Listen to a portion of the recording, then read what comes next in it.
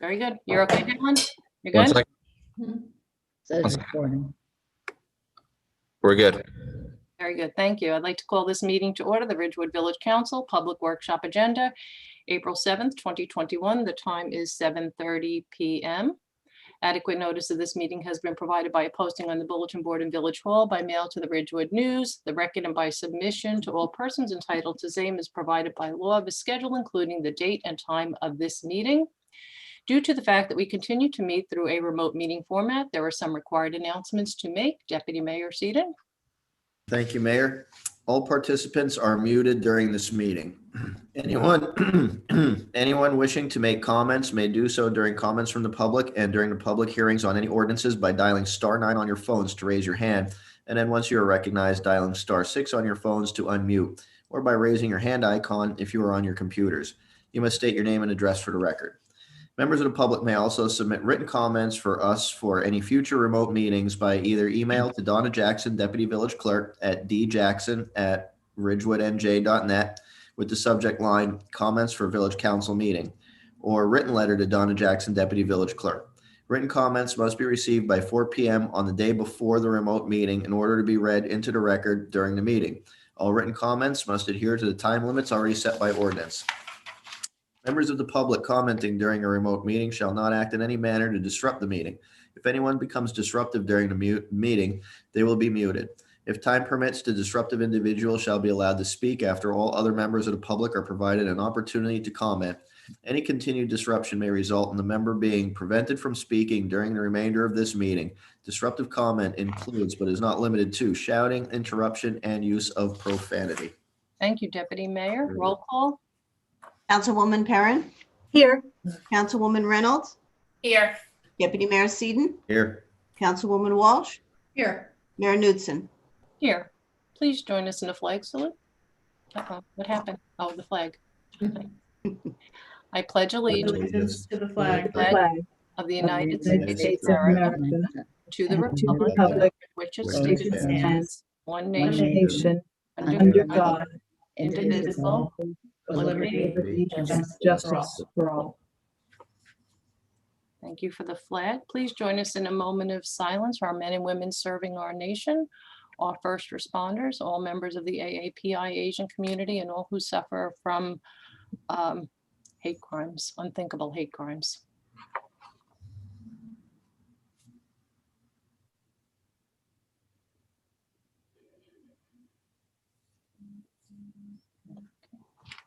Thank you. With that, we'll go to public comment, not to exceed 3 minutes per person, 40 minutes in total. All right. First is A. Loving. Please unmute. Good evening. Name and address for the record. Good evening, Mayor and Council. This is Ann Loving. Ann Loving, 342 South Irving Street.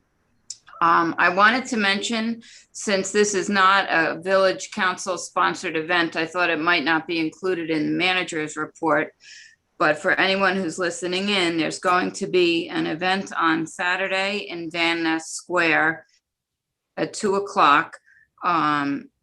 It's a peaceful rally in solidarity with our friends in the AAPI community, and everybody's welcome.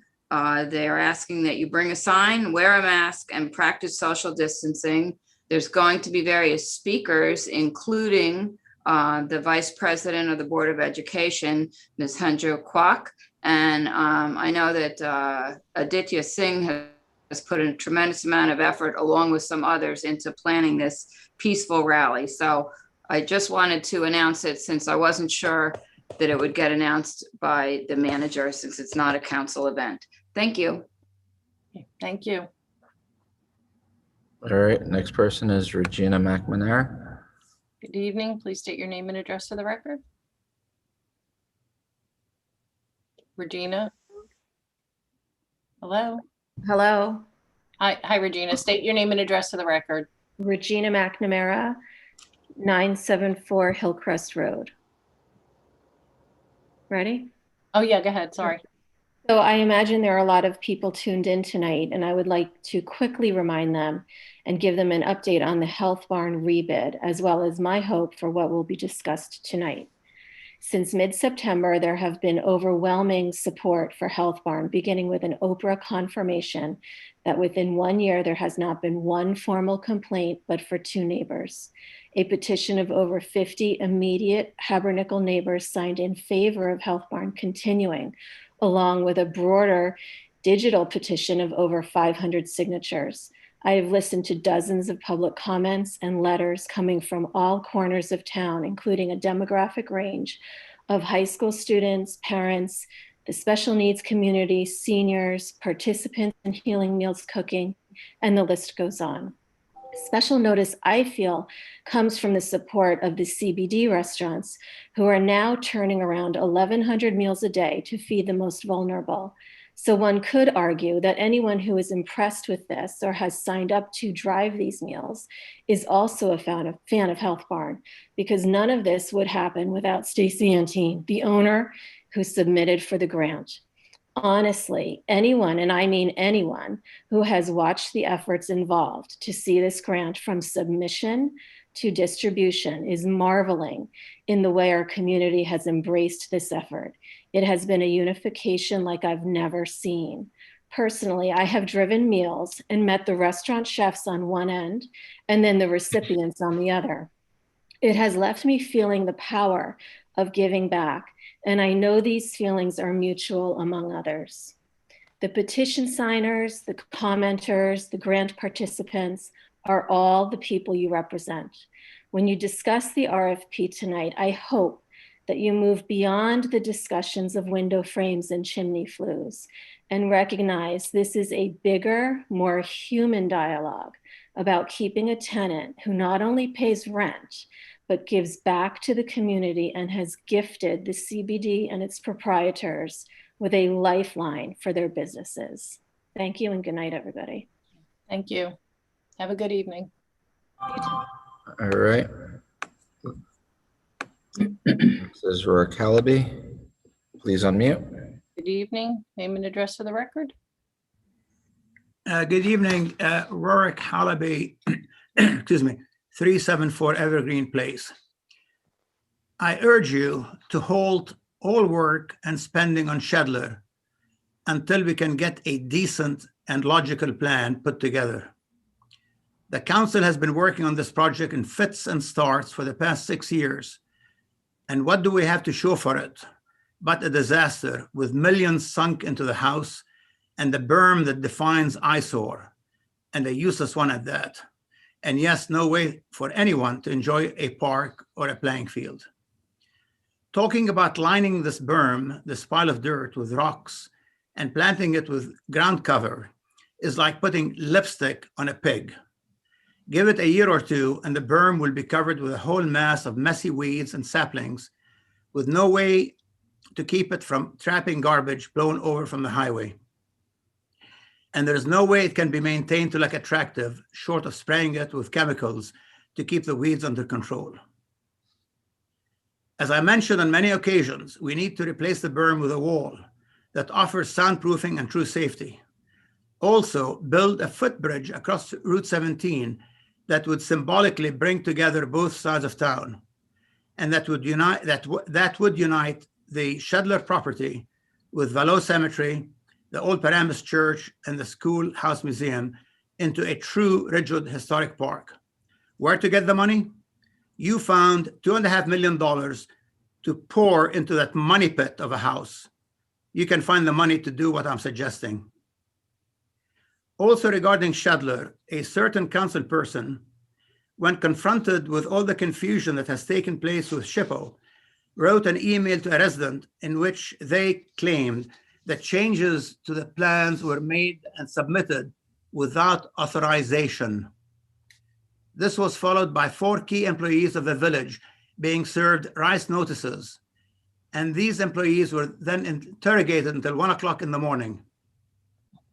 Why were the employees interrogated, and what's the outcome? What a miserable way to treat our wonderful village employees. As I think about it, is it this a way of intimidating the staff at Village Hall, cross me and you will pay.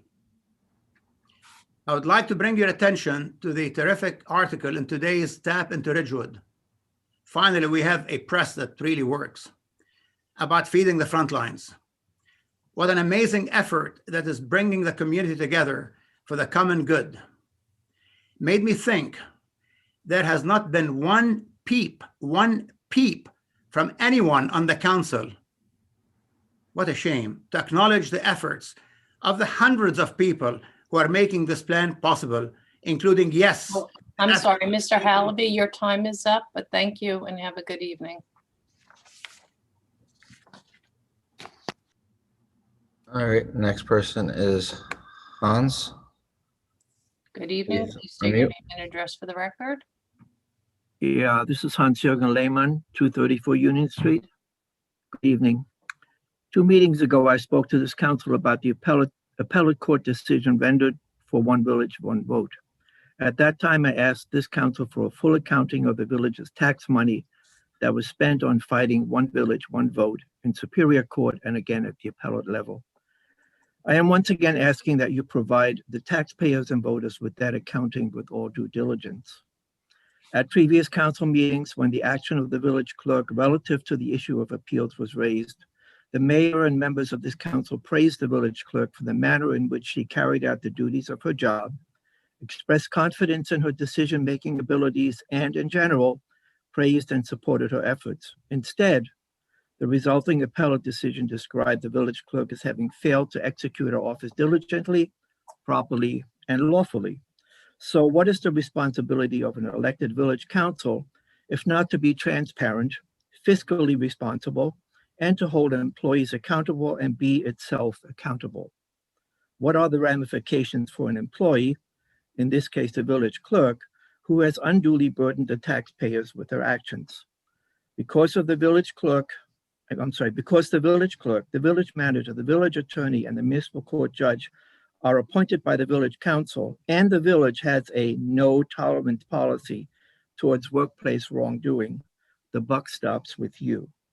Once again, I am requesting that this council take seriously its role as the hiring authority and discipline this employee now rather than in some distant future. Thank you for doing your due diligence. Okay, thank you. Have a good evening, Hans. All right, next person is Siobhan. Good evening. Please state your name and address for the record. Hi, Siobhan Cran Winograd, 274 Ivy Place. I'm calling tonight because I'm extremely worried that this council and the public aren't on the same page. I'm worried that for months, the public has shown up in record numbers to speak on many topics, yet we're effectively stuck, and in some senses, we're further behind.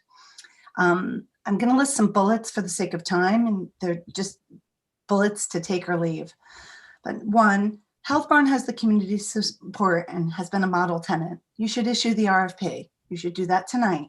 You should also take the time to thank Stacy Antine for all her good work and the other things that she's done for this village and move this forward. 2, the pickleballers want to play. They want to play every day, and they should. We should unlock the gate, let them play, and rescind the ordinance to align with our community phrases of age-friendly and aging in place. We should support the public in the phrase public park. I also feel that we should be kinder to this group of people and take note that when speaking from the dais, you're representing us all, and refrain from insulting them. Shedler needs to move forward, yet we need to be honest with where we are with this project. Things happen, things get stuck, but at this point we spent $1.4 million on the house. It has no future intended use, no future intended revenue, and the addition of things like the pergola and the patio resulted in a recent ejection, which will set us back months. Things happen, projects get stuck, but we need to be honest and we need to issue a statement to the public about where this project stands. 4, you need to open the pedestrian mall and make it a permanent fixture in our community. You should try out the Park West pilot. You should go for it. You should be taking more risks when it comes to revitalizing our downtown. You need to be better to our Main Street. You need to think about how they feel and what they have at stake and how scary this pandemic has been to them on every level because their livelihoods are tied to this. And the last thing is that with respect to the open space, I feel that you need to keep the open space tax in place as it thwarts development and promotes what this village truly values. You need to acknowledge our deficit of land and trees and be mindful of the overutilization of our existing space. The last meeting we had a discussion as to how this tax could be removed, and I looked into a couple of things. Just because you can do it doesn't mean you should. And I wanted to make sure that the council knew that in 2001, there was a Ridgewood specific ballot question and the open space tax was affirmed by the voter. So just shy of 4,000 people affirmed it. And then the then council implemented an ordinance called, and I don't really think you can do Yvonne, that. I'm sorry. Your time is up, so we appreciate your comments. Thank you very much and have a good evening. Thanks, you too. All right, next person is Scarpa. Good Please evening. unmute. Please state your name and address for the record. Linda Scarpa, 569 Northern Parkway, Ridgewood. Once again, I'm appealing to the village manager and village council to do the right thing for the first responders, EMT, police, and fire, and for the safety of the village during a pandemic. On April 3rd, 2021, I was sent an email from the village council which said, and I quote, "We are always concerned with the safety of the village and believe the path chosen puts us on a more consistent approach to that end. The truth is, no, there's no transparency whatsoever on your proposal shoved into the 2021 budget, which is to defund the EMT and will compromise the safety of the village through the stress which will be levied on the police and fire when the EMT disappears. It's a disgrace. I encourage all residents to hear this and protest this change immediately and ask this to be tabled. Here's the truth. The village budget proposal for 2021 defunds the EMT.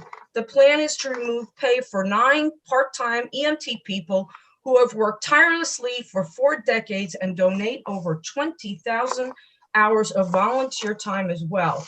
The new hours that is proposed is all EMT people and volunteers are 7 p.m. to 7 a.m. only, weekends, day and night, no pay whatsoever for the part-time EMTs except a stipend of $10 per call on ride if they're so granted.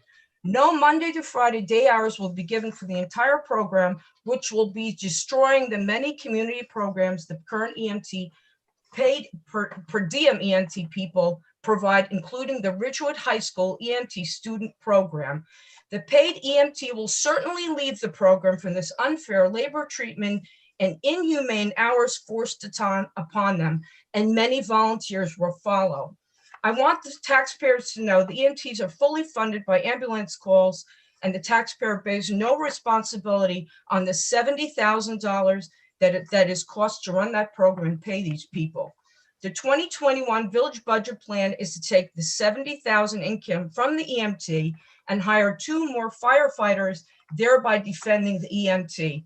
2 new firefighters will cost far more than $70,000 and will cost $200,000 without overtime, which will ensure when the EMT are no longer in Ridgewood. The result, that will cost the village more in taxes for less first responder labor during a pandemic and less safety as well. It's a bad proposal.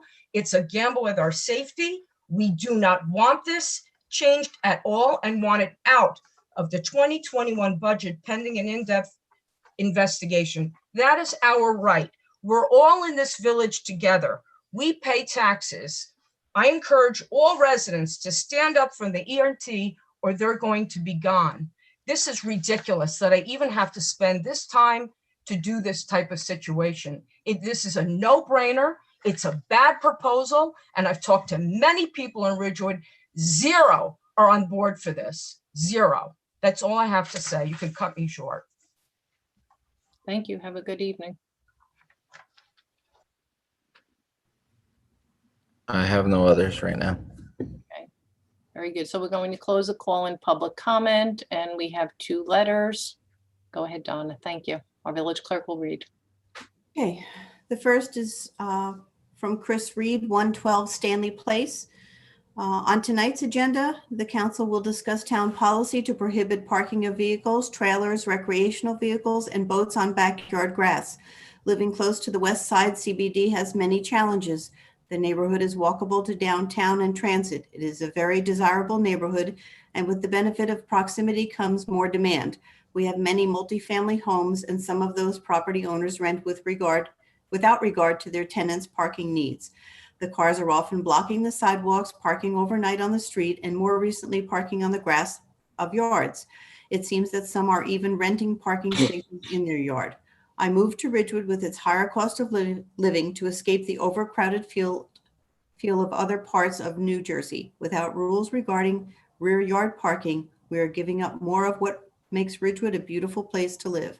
Please consider making some sensible rules restricting parking on lawns. And thank you. Thank you for looking out for the people of Ridgewood. Thank you, Chris Reed. You're out there.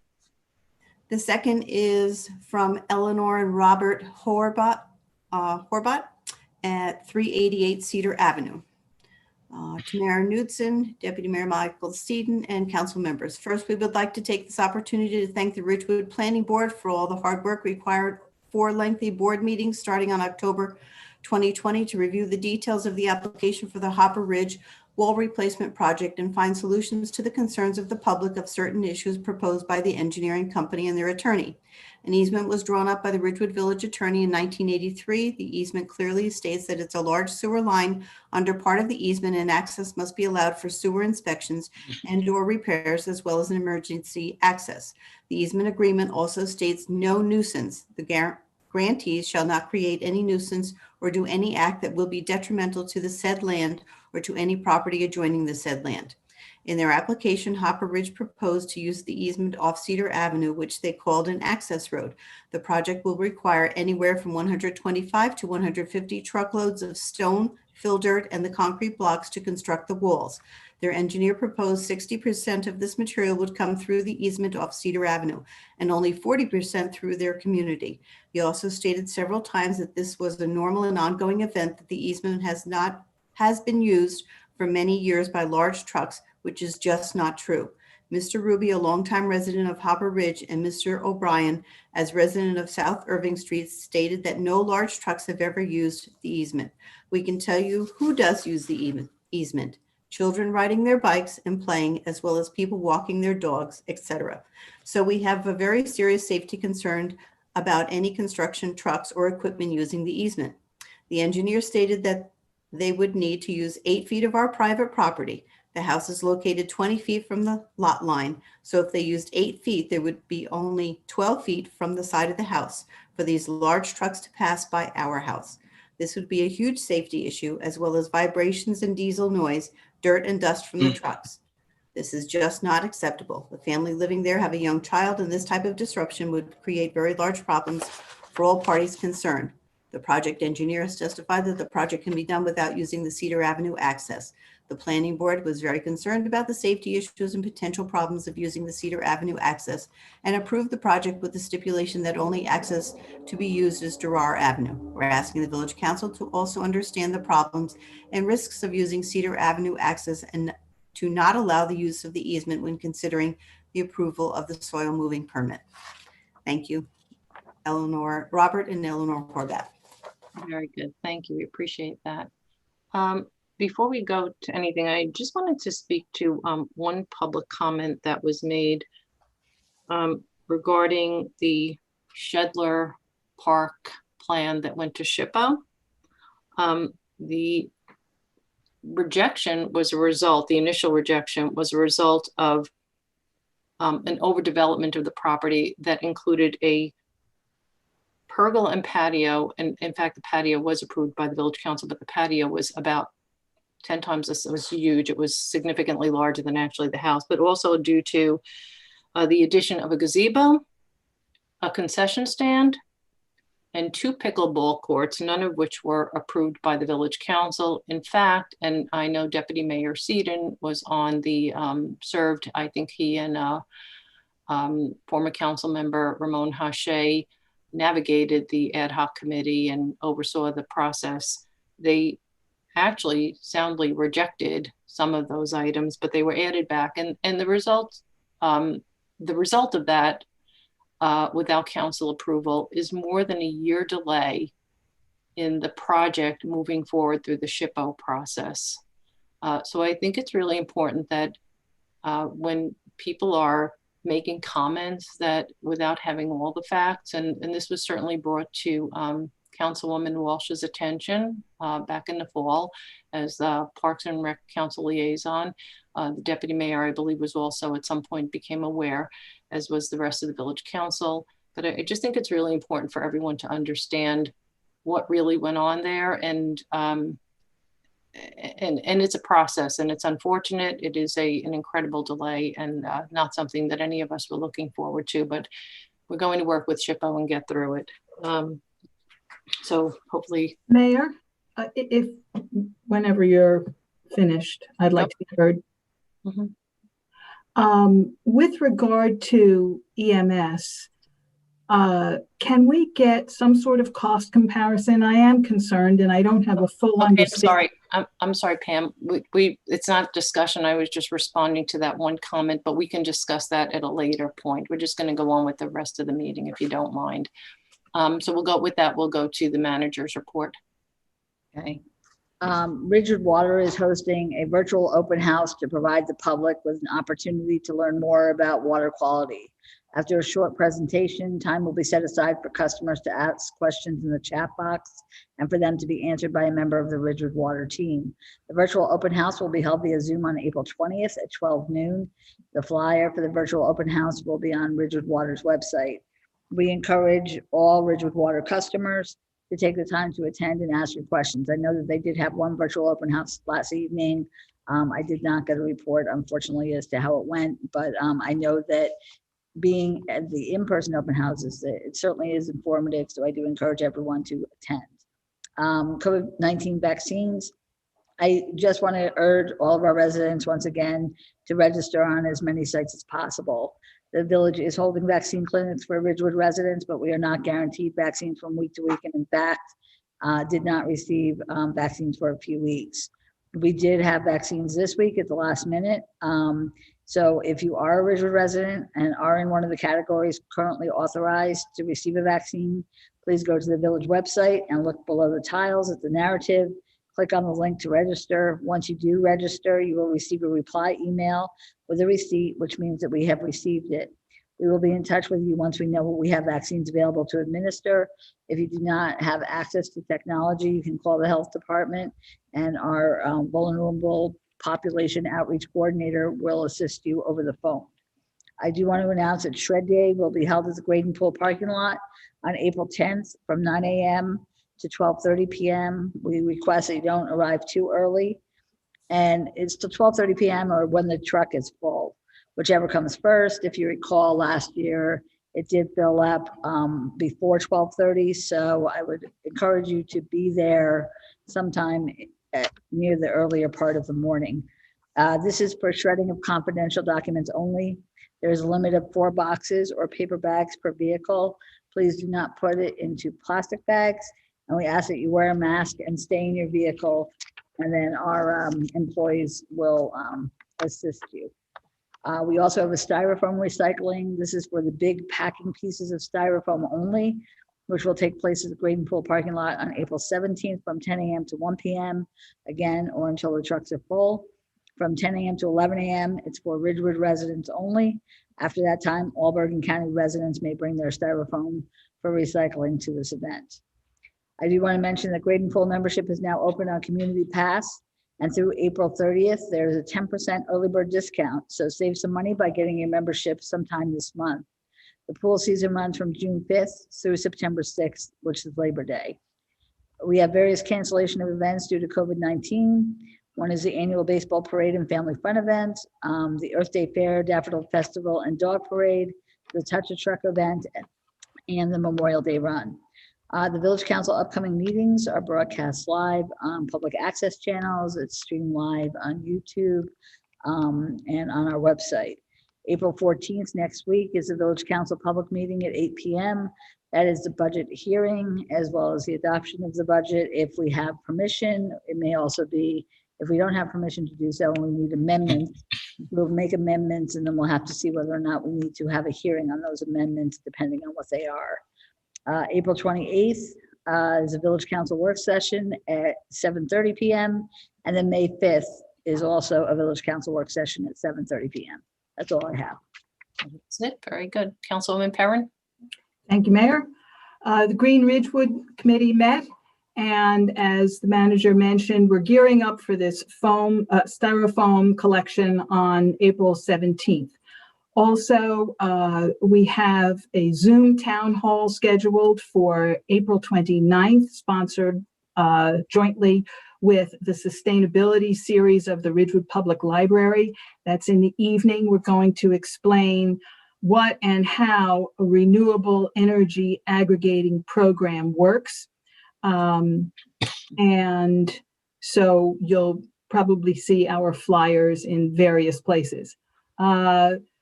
We also talked about that the planning board is going to be addressing the master plan in the spring, and our committee is very interested to see how the master planning process will address the climate change mitigation, which is now required by the state. I think Councilman Seaton will probably report on the Youth Environmental Council event that's coming up.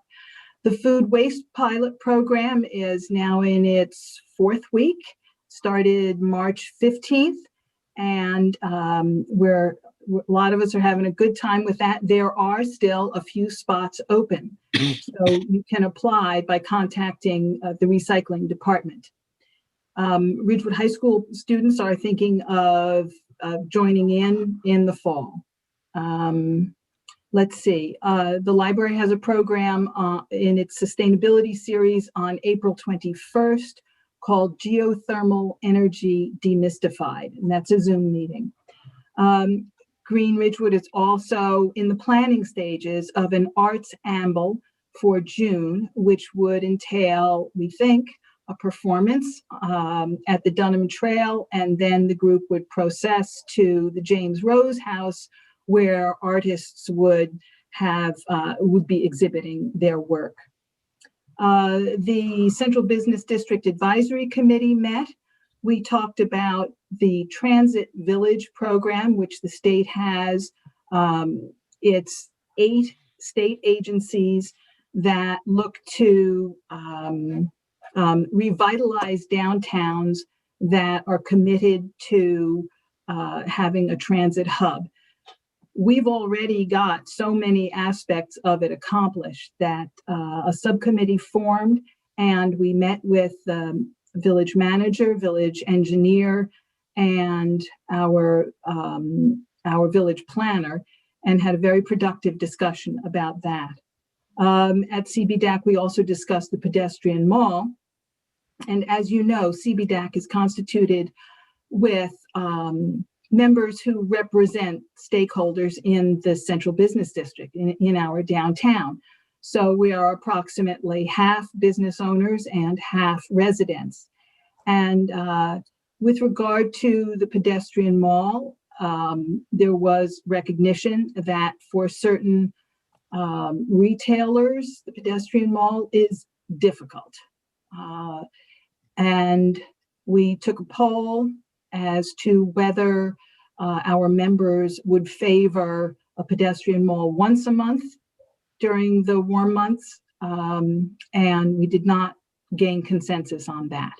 As to whether we should have the pedestrian mall every weekend between Memorial Day and Labor Day, we did have a good consensus of members who were in favor of it. So that's all I have.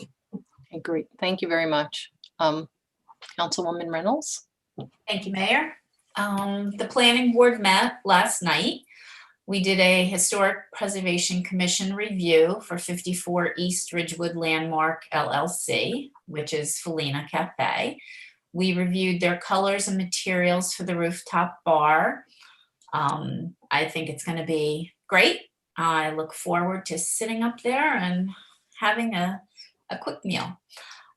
We also listened to an application for 555 North Maple Avenue, which is where the old Ford dealership is as you're, going towards Hohokus on Maple Ave. The application was for preliminary and final major site plan approval to permit a portion of the property as a surface parking area as well as a pedestrian shelter. The existing buildings will remain. The surface area that will become a parking lot will be for employees from the Valley Hospital, and they will be shuttled to and from work. The lot will be open from 6:30 a.m. to 8:30 p.m. Monday through Friday. This was approved by the planning board last night. A subcommittee of the planning board did meet last week to discuss completing the master plan. They are sending out an RFP to hire someone who will incorporate the visioning process to write our master plan. And that's it on the planning board. The next CSEC meeting will be next Thursday, April 15th. And I did meet with Councilwoman Perrin, Heather Maylander, and our CFO, Bob Rooney, to talk about possible scenarios with the parking garage and see if we can come up with anything that could possibly earn us some revenue. And we will be discussing that tonight later in the meeting. And that's it. Thank you. Great, thank you. Councilwoman Walsh. So I was stuck in traffic this evening, but I can report on the Cash Out Shell Committee. They've done a great job of getting sponsors for the new season and also getting musical acts. So anybody that is interested in the Cash Out Shell and perhaps sponsoring a music night, you can get in touch with Yael McCarthy, the chairwoman, and you can send your email to cashoutshell@gmail.com. That's all I have. That's it? Yeah. Okay, great. Deputy Mayor Seaton. Thank you, Mayor. Just very briefly, the Youth Council, the Youth Environmental Council, we've been conducting several meetings, and we're putting together an event. It's mostly the district students who are involved in this, and they range from 5th grade all the way up to seniors in high school. So everyone's working together to put on a small event on April 24th. From 11:30 a.m. to 1:30 p.m. at Habernickel Family Park. There will be several stations, the swap station, and you can learn about food composting and a nature walk, and several other items that will be further discussed in a few upcoming meetings and finalized relatively soon. So I should have more to report on that event by our next meeting next week. And that's all I had right now. Thank you. Oh, great. Thank you so much. I'm going to just, Mrs. Loving raised the discussion of the rally this Saturday, 2 p.m. at Van Ness Square. It's a peaceful rally in support of our Asian community, AAPI community, to denounce actually to stand in solidarity and to denounce hate crimes against members of the Asian community and all ethnicities. It's a terrible, terrible situation to be in. It's sad, it's horrific, and it's unconscionable, just unthinkable. So we do support all members of our community. I will be there along with Councilwoman Perrin, Deputy Mayor Seaton. I'm not sure that Councilwoman Reynolds may or may not be able to be there. I believe Councilwoman Walsh cannot be there. Our former mayor and now Commissioner Ramon Hache will be standing with us. I'm sure he'll be saying a few words along with the Attorney General, and I'm not quite certain. Oh, and of course, Board of Education Trustee Hanju Kwak. So it's our honor to stand together with our Asian community, and we just want everyone to know we support our friends, our neighbors, and everyone. So 2 p.m. NS. I do have the time right? 2 p.m. Yes. Okay, great. Thank you. I just wanted to bring something else to Village Council members, colleagues. Ridgewood parents have been reaching out about opening schools, Ridgewood schools specifically, for safe, consistent, in-person learning for all students. I do know I spoke with Board President Mike Lembo. He said that the Ridgewood schools, and our health department, Dawn Citrullo, Ridgewood schools will be reopening April 19th on half days while monitoring COVID positive numbers and working to ensure specifically safety during lunchtime. The reason I bring this is to Village Council is several Bergen County mayors, along with Upper Saddle River Mayor and Council, are preparing letters to the county executive and my understanding to the governor to encourage 100% in-person learning to resume in schools as quickly and efficiently as possible.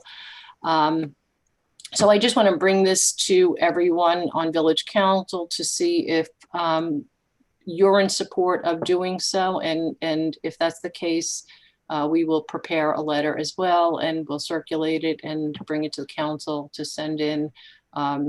We certainly want to ensure the safety of students, teachers, and all staff. But if everyone is in favor, or you just want us to do a draft letter and circulate it, that's fine too. So I just look forward to everybody just kind of jumping in on that. Also, I just want to let everyone know that the village manager and I are working to schedule the reopening of Village Hall to get our meetings back to the courtroom, to restore all public meetings to the courtroom, including Board of Adjustment, Planning Board, all boards of committees. Hopefully we're going to get out of this COVID thing as more and more folks are being vaccinated and herd immunity. And so we kind of feel that I think we're going to be looking at late May, early June. Is that correct? Is that where we look? Correct. So it's something that we hope to get taken care of, and that's where we will be back in the courtroom in very short order. And I think, hopefully, that's it. That's all I have. So if anybody has a thought about that letter, just let me know, and I'll be happy to work on that. We will be meeting, Bergen County Mayor's a meeting Saturday morning early, bright and early as always.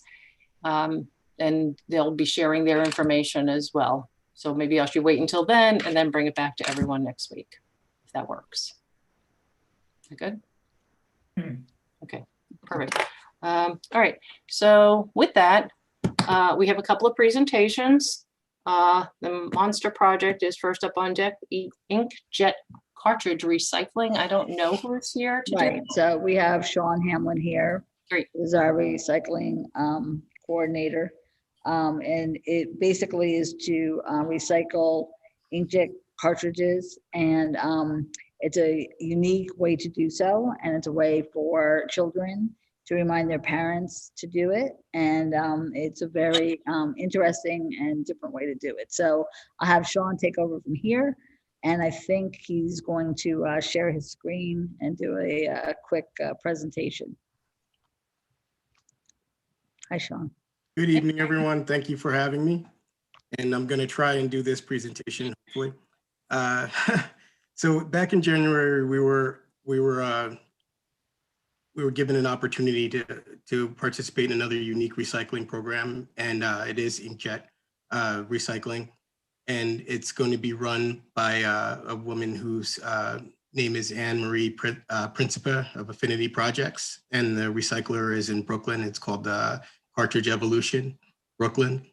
And I think it's only a positive. It'll be an opportunity for us to educate children about the importance of recycling, and at the same time doing the planet some good. So I'm going to try and share my screen here and see. Can everybody see that? Not Yeah. yet. No. Can he share a screen? Yeah, you should be able to. Okay. Okay. That there? Now it's there. Mhm. Okay.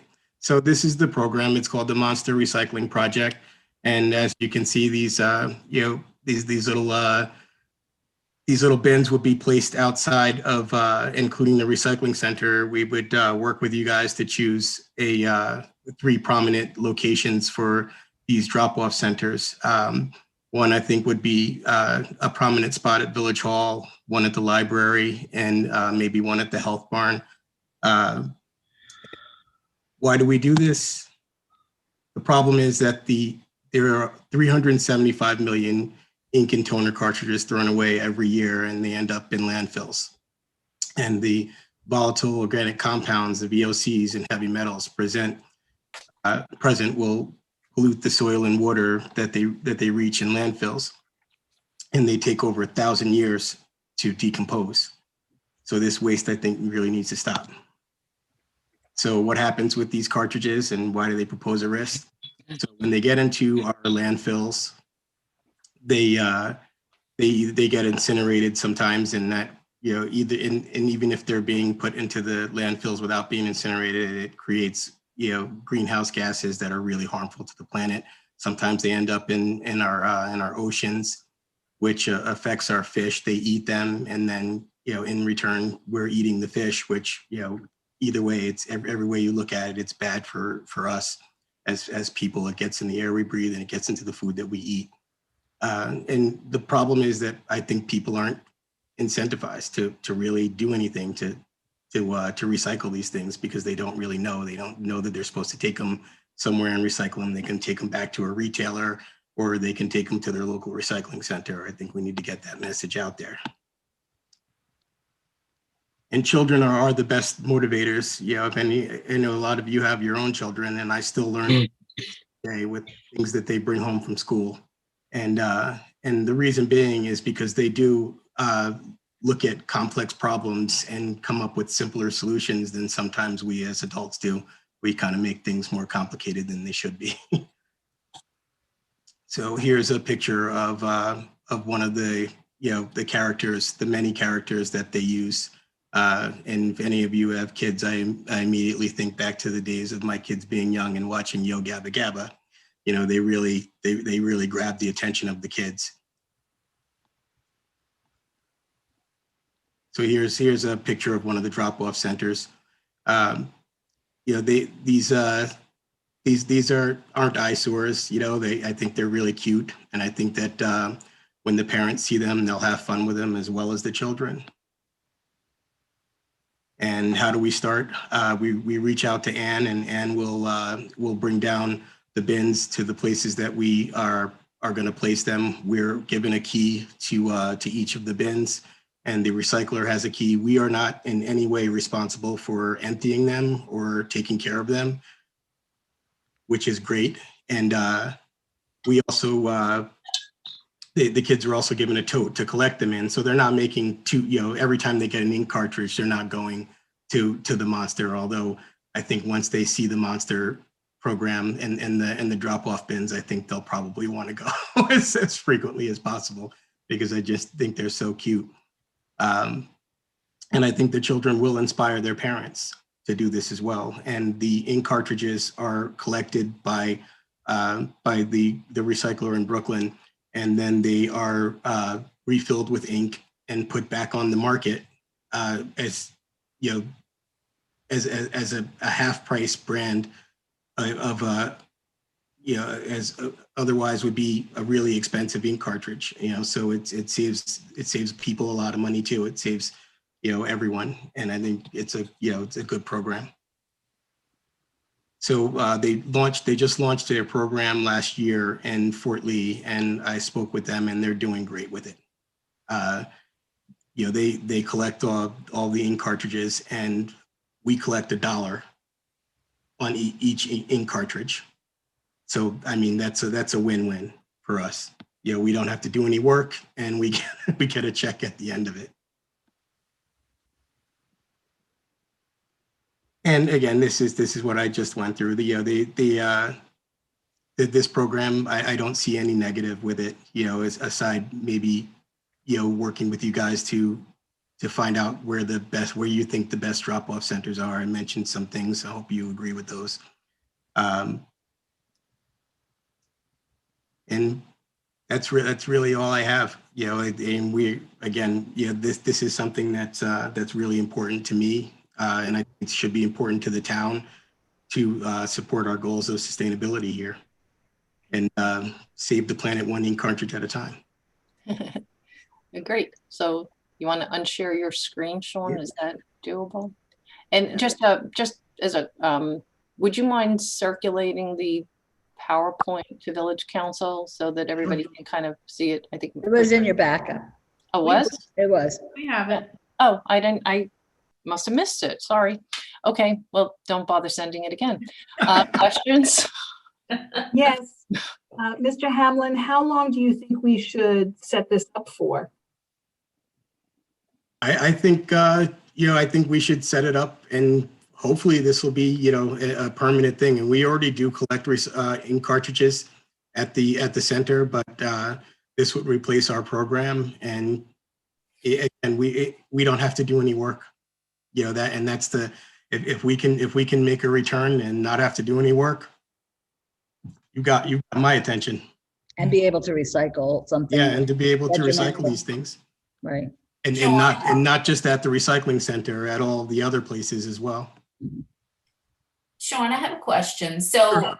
I think the 3 places around town are good, but like you said, kids motivate their parents to do things. Like, would it be possible to get enough of those bags to give like every classroom a bag, especially maybe in the grammar schools, the 6 grammar schools, and kind of have a contest at each school who can collect the most cartridges? Kids would be driving their parents crazy. Are you done with that? Are you done with that? We need I think that's a great idea. and then somehow do some sort of, Yeah. And incentive to win. that would be a great idea. And I would anticipate that the recycling center would have to handle the overflow, because I don't know how frequently they're going to collect, the recycler is going to collect. I would assume it'd be once a week. But if we put a program in like that, I could see us, needing a collection. really. That's good. If we're gonna do it, we But might as well go big. Yeah, but I think they would be on board with that, because this is their passion as well as ours. So I don't think that they would blink an eye to say yes. Okay. Even if it required more frequent pickups for that period of time, we'd have set up the program to run from a date to a date, and maybe they could come down and service us more frequently during that time. Okay. I think this is great, along with the food scraps that Pam is doing and the people that compost. We have a compost in my backyard, so there's less and less stuff going into the garbage. So I don't know how much everybody else recycles or does whatever with their composts, but being at the recycling center and seeing the people drop off their buckets is one of the most rewarding things that I've experienced since I took this position. And it's so much fun, and I think everybody's having a good time with it. If you don't mind, I did this in the interview that I did with Spotlight New Jersey, but it got cut out. But I just want to take a moment to thank all of the volunteers, because without them and the hard work that they're doing, this just doesn't exist. And without Johanna Luttrell, I don't think that this happens without her as well. She's kind of like the lady in charge down there, and doesn't get the recognition that she should. Yeah, that's great. It's fabulous. Mike, did you have Yeah, any- no, this is a great program, I think, and again, it's another avenue, because the world of recycling is changing, and it's changed so much in the past few years. And traditional newspapers and bottles and cans, and you start to worry about how the stream of recycling has shifted from a revenue generator to an expense.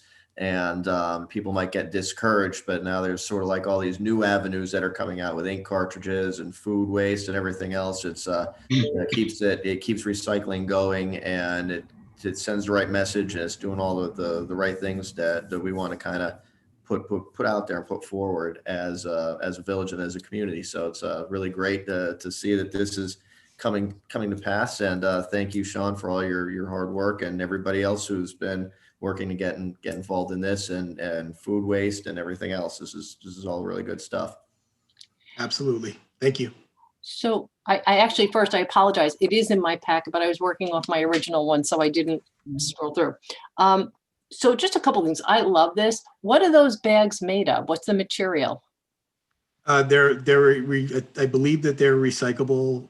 They're, the canvas bags or the plastic bags that we use when, that they make out of recyclable material. So they're, I believe, 100% recyclable, but I haven't seen one in person yet. I've only seen the pictures. Okay. Yeah, I love this, but I just wonder, one of the things I realized I bought a new printer. It's 2 years old now. And it's one of these things where HP delivers the ink unneeded. So they're monitoring how much ink I use. And in 2 years, I just finally got a second package because I've gone all paperless.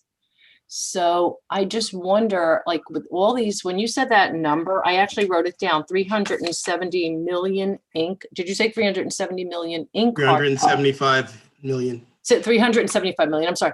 So when I wrote that number down, I'm thinking to myself, while we're doing this, how do we also encourage people to go paperless? Because right now I don't have a paper, even a village council packet. I have a 255 page PDF on my computer that I'm looking at, and I just use it like a binder.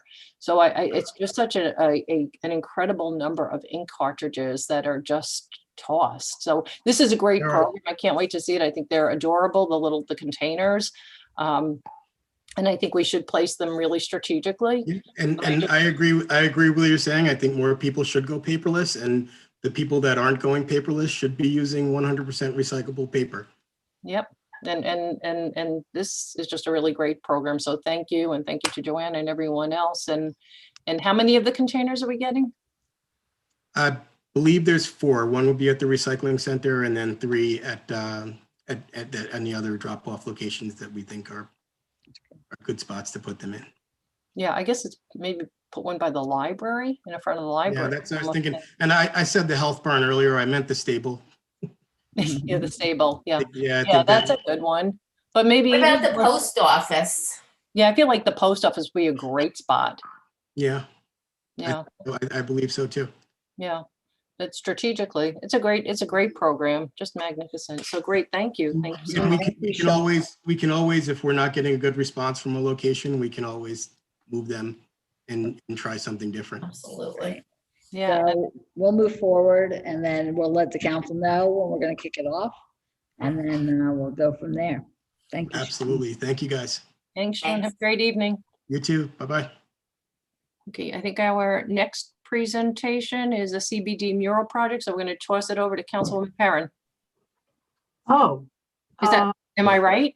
It's the Ridgewood Arts Council. Yeah, it's Ridgewood Arts Council. Ridgewood Arts Council.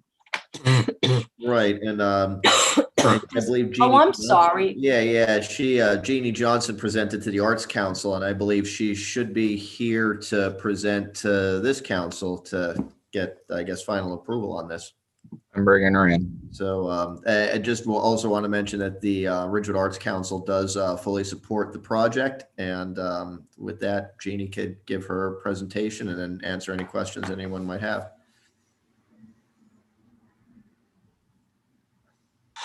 Hey everybody, here I am. Nice to see y'all.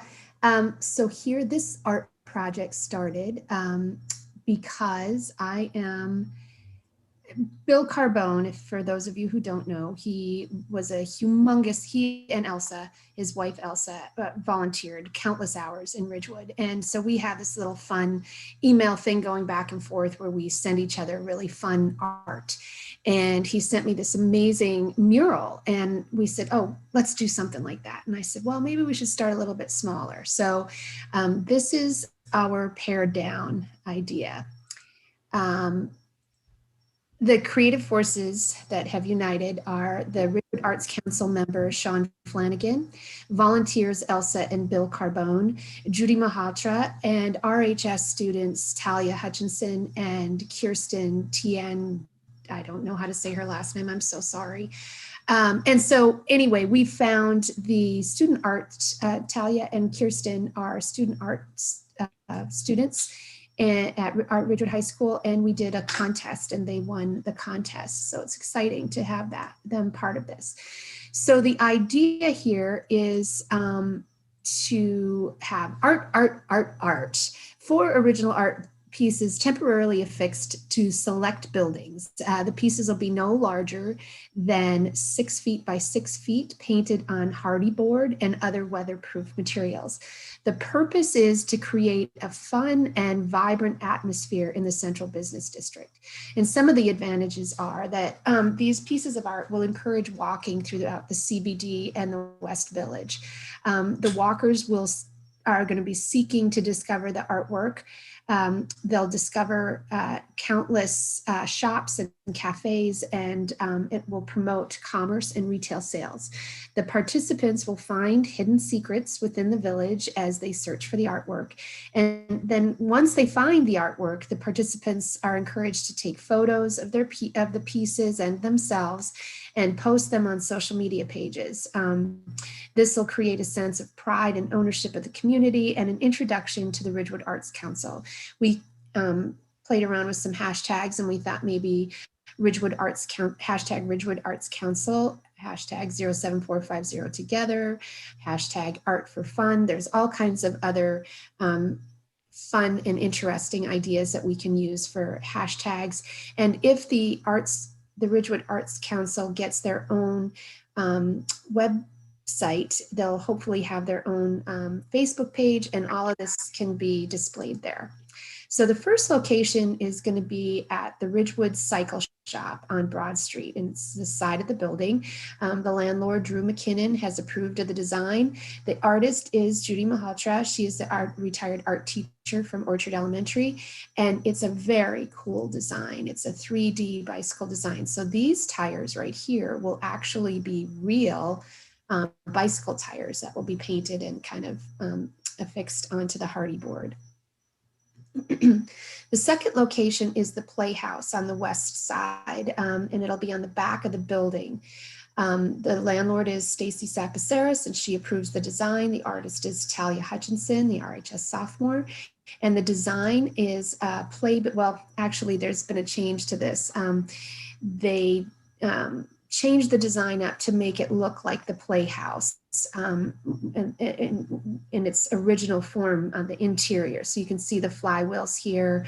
You can see how the curtain moves and things like that. So location number 3 is Rossi Paints at the Benjamin Moore store on Chestnut Street. The landlord, Matthew Rossi, approves of the design. The artist is Elsa Carbone. She's a retired Midland Park art teacher. And the design is paint cans and paint brushes. And it is a fabulous design that we are hoping will be right between the alleyway and the front door of Rossi Paints. We're very excited about that. It's a very pretty design. Location number 4, is Pearl Restaurant. It's going to be on the side of the building across from the parking garage. Landlord Paul Vagianos and restaurant owner Max Viola have approved the design. The artist is Kirsten. She's the RHS junior. And the design will look something like this. We decided to do sort of a underwater theme. So we have a seal and an octopus and a sea turtle and some other fish and coral. Very colorful to match the purple window frame that they have there. So again, some of the things that are really exciting about this is, should we put the pedestrian plaza into place?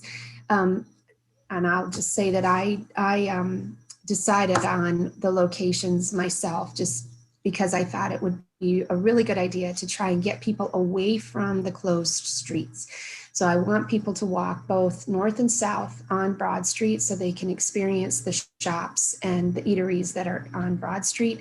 And also I want people to go over to the West Village, and I really want them to look hard for that piece of art there. And that way they will, walk all throughout the streets in the West Village and explore and discover what's over there. I also thought it would be a really good idea to put it on the back side of the Playhouse because of the middle school students that walk back and forth from school every day. I really want them to be inspired by this piece. I want them to, take, of course, pride in our community. And I also want them to be inspired to present their art and to have pride in that.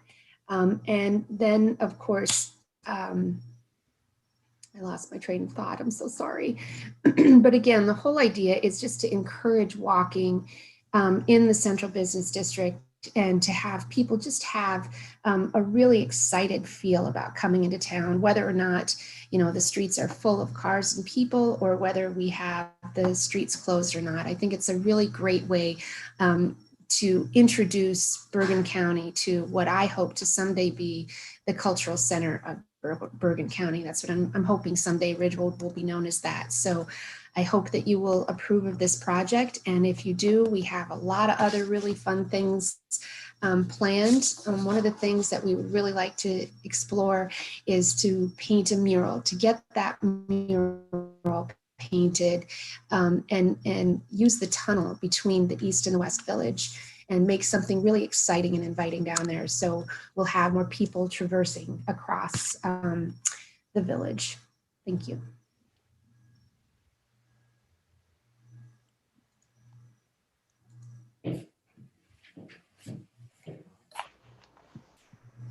This is such a fun idea, and it brings people to parts of town that you would never otherwise go to. I had never been behind the Playhouse until last year. And I love the discovery aspect of this. Jeannie, I was wondering, are you thinking of auctioning off the artwork at the end?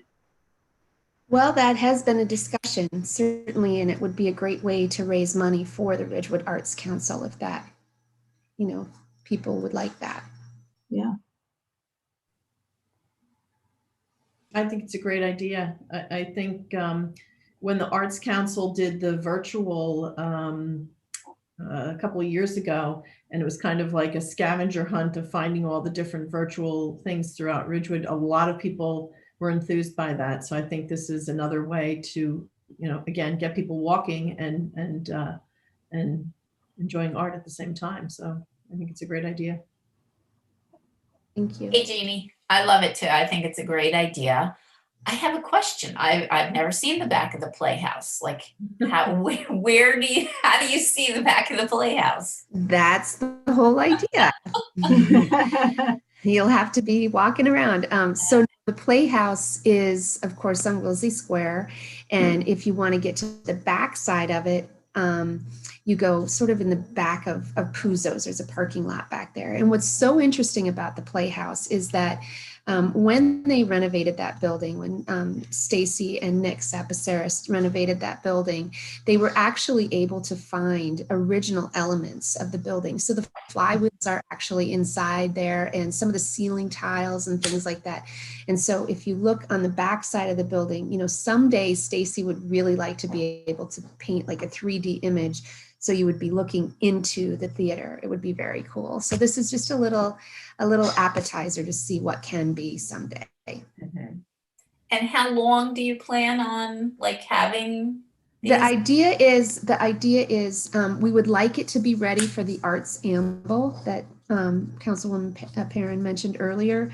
But, the artists have been working on these diligently, whether or not, they get approval to go up in the village or not. They just are so invested in the pieces themselves. So they've gone ahead and they've started it. Some of the pieces are already completed, but I would like to have them up by June 1st, certainly, and no later than July the 4th for sure.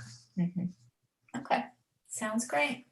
Yeah, it's a good project, and as I said, the Arts Council is fully behind it, and it addresses a lot of issues that come up, that may have come up in the past about real murals and everything. So, I mean, these are real murals, but they're removable, so they're not permanently on the buildings, and it could be a great way to raise funds for the Arts Council because they could always use the funding. So, thank you. So Mayor Newton having some technical difficulties. So if there are no other questions, thank you, Jeannie, for presenting. And thank you, Mike and the Arts Council for having her come here. The next item is the Black Poster Project. And Cheryl Cashin is the manager, event coordinator for the Black Poster Project. And I know that she's here to present. So Dylan, if you could bring in Cheryl Cashin.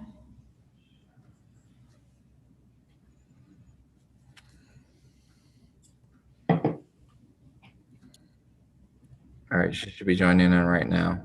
Okay. Cheryl?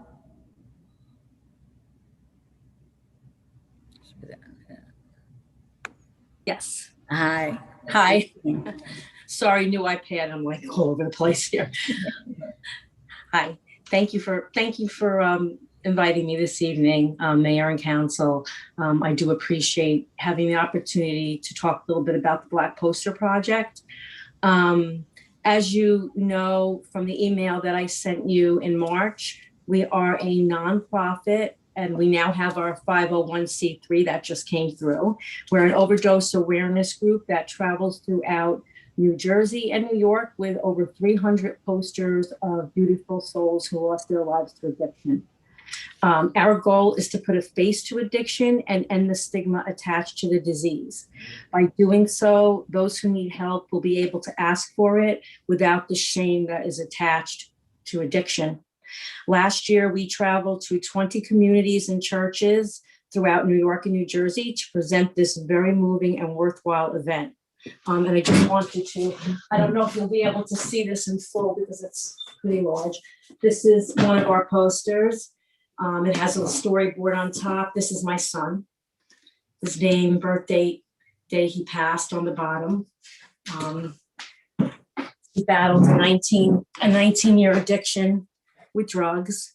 And on September 30th, 2018, he overdosed with a fentanyl heroin overdose. So this year, we hope to bring the Black Poster Project to Ridgewood on August 7th with a rain date of August 8th. Our project has a really important message for the entire community. This is a community event. Everybody can relate to this event because everybody knows somebody who's either struggling with addiction or who lost somebody from addiction. And when you see these posters and you look at the faces of these young people and you read the stories attached to them that were written by their families, which was for some families a very, very difficult thing to do. You kind of understand that they weren't criminals or somebody living under a bridge. They were somebody's loved one, somebody's child. And addiction does not discriminate and no one is immune from it. So I would probably be confident in saying that there probably isn't anyone here tonight that doesn't know someone who is either struggling with alcohol, drugs, or has lost somebody they know or a family member. This is why it's so important for communities to see this project. So that brings us to the subject of location and why that is very, very important because our goal is to reach as many people as we can during an event. Our events are 4 hours long and typically we could have as many as 200 people coming through in those 2 hours, depending on where the setup is. Two reasons that we like to have our events in certain spots is visibility and foot traffic. So our preference for doing this event, of course, would be Van Ness Park, which was my original request. That would be the perfect location. People are walking through, people are shopping, people can come and see the event. And I know that we discussed another location near on North Maple Ave in Linwood. While that might have visibility for car traffic, I don't think it has a lot of foot traffic. And I don't live in Ridgewood, so I'm not very familiar with what the goings on every day, but just from driving by, I think Van Ness would be the better location. Our hope and goal is to, at each event, if there is somebody walking through that sees this project and reaches out for help, and if we could save one life during the entire 5 months that we do our project, then it's worth it. In addition to that, we always travel with our recovery group, Alumni in Recovery. So if anybody should need help, they can reach out to them and they will point them in the right direction. So before I close, I just want to give you some overdose facts that are pretty frightening. Between the years 2010 and 2020, in that decade, we lost 500,000 Americans to drug overdoses, 500,000 people from drug overdose. There were 81,000 overdose deaths in this country in 2019, and they're saying that the number because of COVID will be much higher when those statistics come out for 20 and 21. That's 222 people a day. So that's a lot of people. In 2019, in New Jersey alone, there were 3,163 deaths due to overdose. 142 of those deaths were from Bergen County. And we can't forget how many lives were saved with Narcan. So those numbers would be much, much higher if not for the Narcan distribution. Drug overdose is the leading cause of death in the United States for those under 50 years old, the leading cause. So this is a very, very important event, because if we can show people, that you can get help, you don't have to be embarrassed, the stigma doesn't have to be there. If you need help, it should be available to you, and it is available. And so that's why we were asking that we be in an area that has a lot of foot traffic, because that would really be the best location for us. So I don't know if you have any questions. Hey, Cheryl, apologies. I had some technical difficulties. That's so okay. I have an opportunity to welcome you. So welcome and thank you for your presentation. Thank you And for having me. I may have missed the very beginning, but this is something that actually has its origin started from a Ridgewood parent. And it's close to home for all of us. We don't realize that.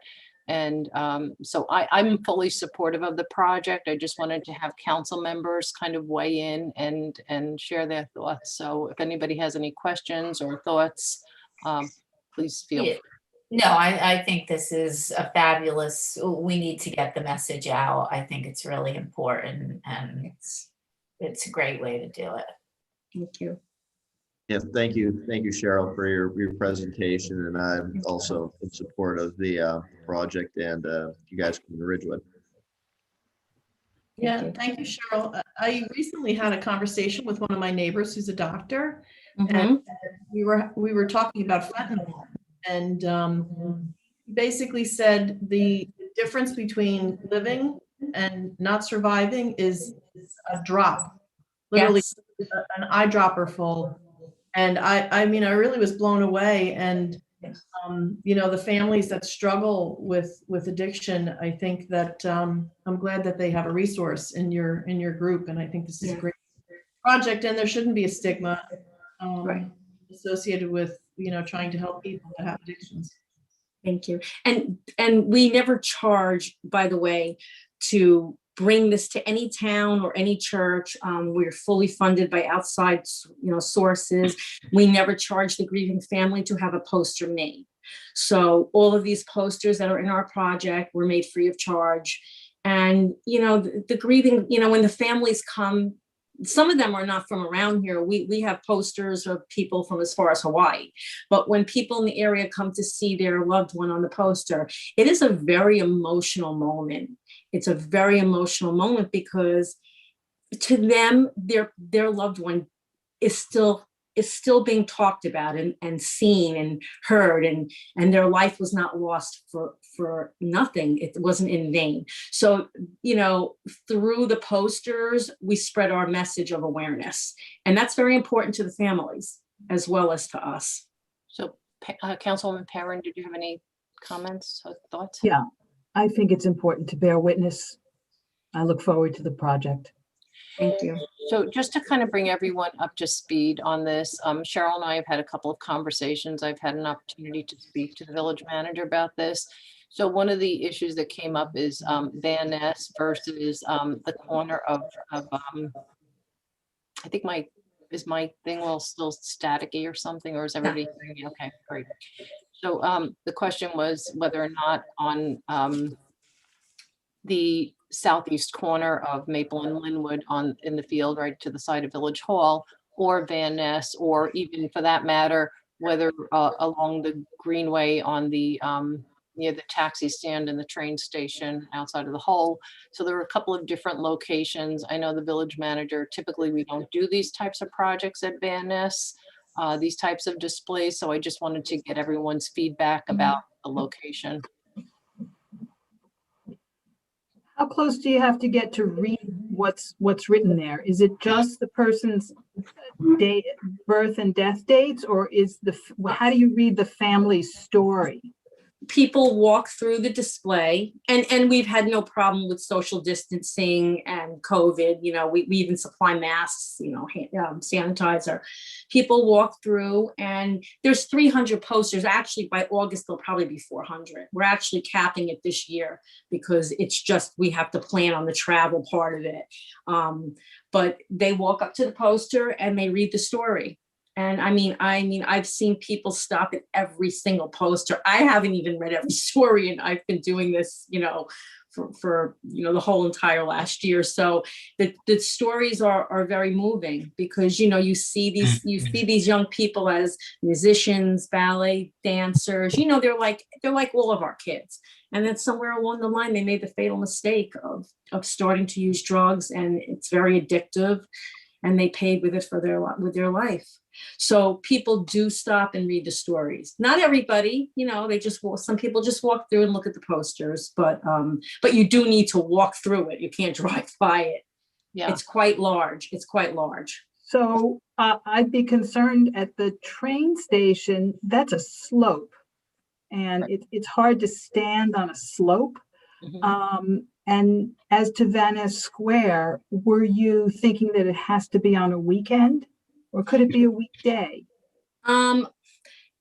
We do our events on the weekends, mainly because we have all volunteers, and most people do work during the week. Last year we just started really doing it last year, so it was kind of a learning experience, and we did do some during the week. And you know, the turnouts during the week are not as good as on the weekend, obviously. People are at work, you know, so, and it takes us 3 hours to set this up. So it's a lot of work. So we like to get the most out of each event as we possibly can. Okay. So why don't we just figure out, Heather, do you want to weigh in on your thoughts about where, you know, the preferred location? I mean, yeah, my concern is that our public forum space is small at Memorial Park and Van Ness Square, which is kind of where we usually have these types of events.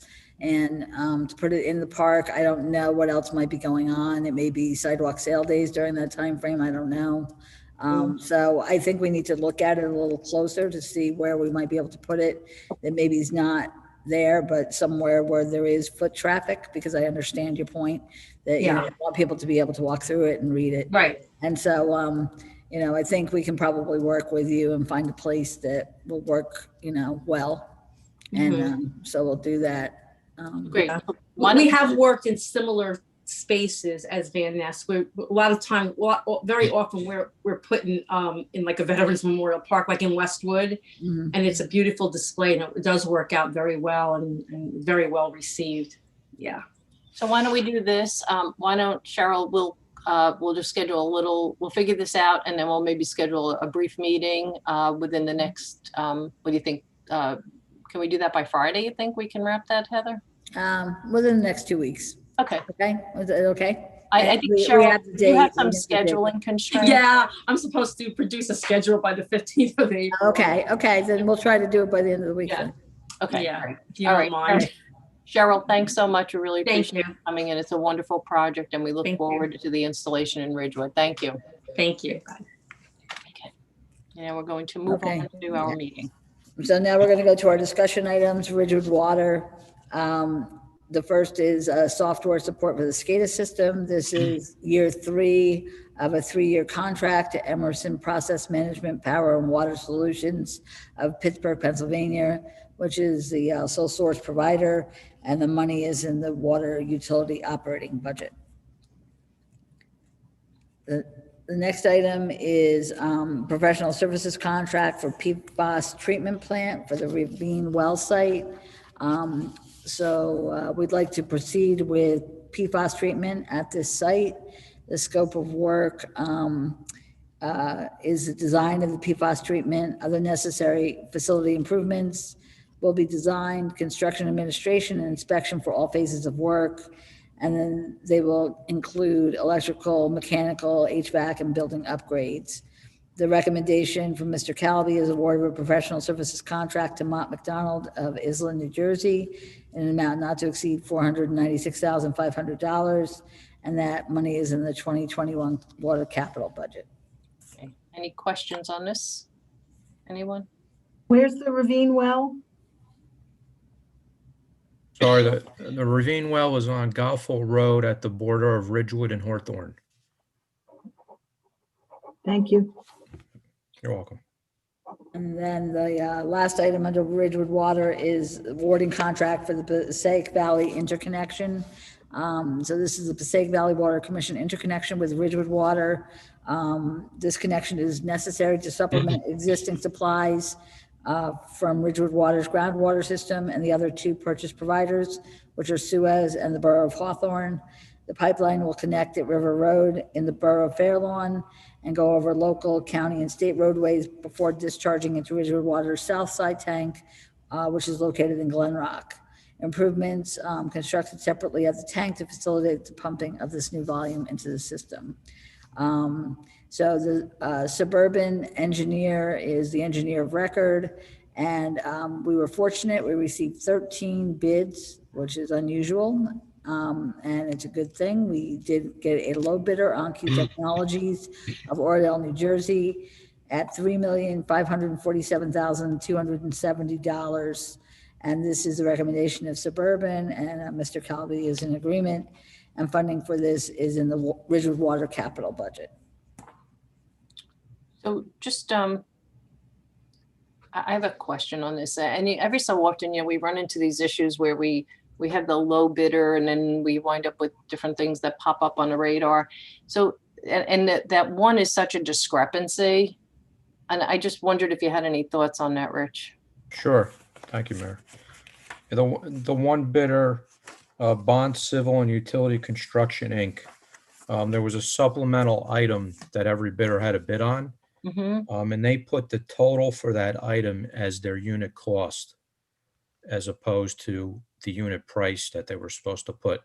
So when you multiply that out, it resulted in millions of dollars for that specific item. Oh. Of about 97 million, actually. So they were way off. Also with their initial base bid as well, they were the highest, 7.3 million. But that was the discrepancy there. They entered the number in the wrong place. Okay. All right. Okay. It was just so off-putting. Okay, great. Thank you. Thank you. Rich, could you elaborate on the need for this for the people at home so they understand why we would be going to this expense? Sure, definitely. Thank you. There's two parts to it. Initially we had considered adding Passaic Valley into the system as a means of meeting the peak demand, especially in the summer months. It's an alternate source. It's a cheaper source compared to the other two wholesale contracts that we utilize. And fortunate for us, not so fortunate because of PFAS contamination, Passaic Valley doesn't have high concentrations. So it's a good thing we're making the connection. And this is part of the overall plan for PFAS remediation, because once this is online, we will be able to shut down more of the higher concentrated wells in our system and utilize the Passaic Valley water until such time our treatment is up and running. The Passaic Valley Water Commission wholesale rate currently is $2.95 per thousand. The other two contracts, we pay north of $3.80 on one and about $3.25 on the other. So it's also resulting in a savings to the ratepayers as well. And you originally thought of this as supplementing our supply during peak demand. Is there an on-off switch? There is an on-off switch. So there's automatic controls. This water will feed directly into our south side tank in Glen Rock. So it allows us to balance the water, and then it's pumped into the system with 3 new pumps that are being installed right now and backed up by a generator. We do have a minimum purchase requirement. We have to purchase 300 million gallons a year. That results in about an $885,000 cost per year. But we could take upwards of 3 million gallons a day when necessary. So that minimum, we feel we're going to balance off between the other contracts.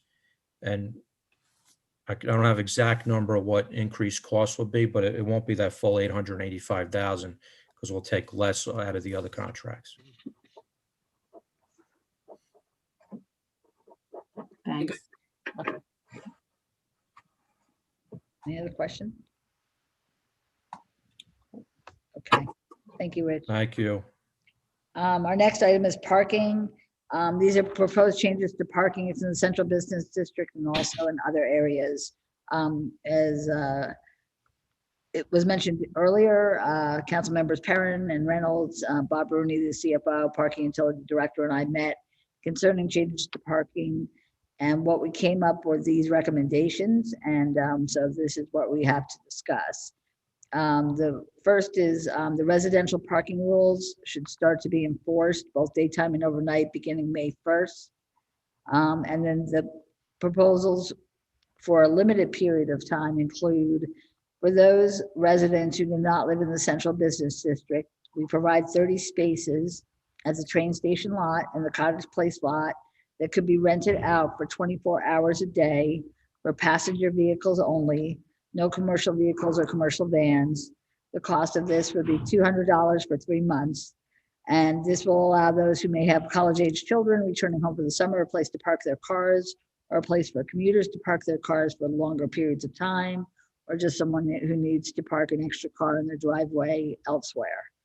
Also allowing residents in the multifamily housing developments to buy overnight parking permits at their going rate, which is $75 for 3 months, $150 for 6 months. And this would be only until the end of 2021. The next one is selling parking permits to non-residents with a maximum of 50 permits to be sold to non-residents. It would be the same price as residents, which is $1,325 for the premium. They can park on the second and third floors of the Hudson Street garage, the train station lot, the Cottage Place lot, or the park and ride lot, or $1,000 for the non-premium. They can park on the fourth floor of the Hudson Street garage, the Cottage Place lot, or the park and ride lot. And the price for these parking permits obviously would be prorated depending on the timing of the purchase of permits. Again, this would be only through 2021.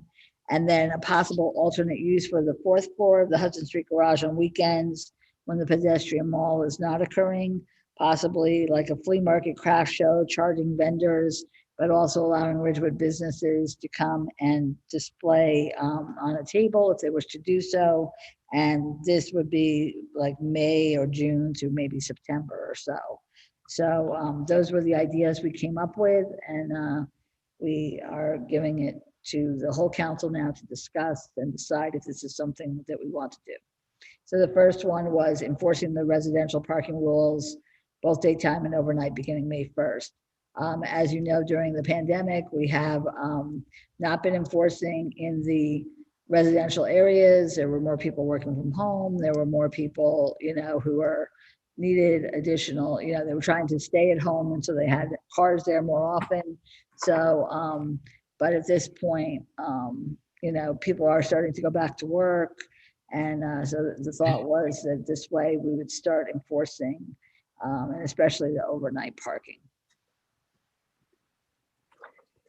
So we just have to make, on that number one item, we have to make sure that we let everyone know everywhere, because the last thing we want to do is, or maybe give warnings out, now start putting some notes on windows in advance of May 1st that state overnight parking will be enforced effective May 1st, because the last thing we wanted people getting tickets and not knowing that that happened.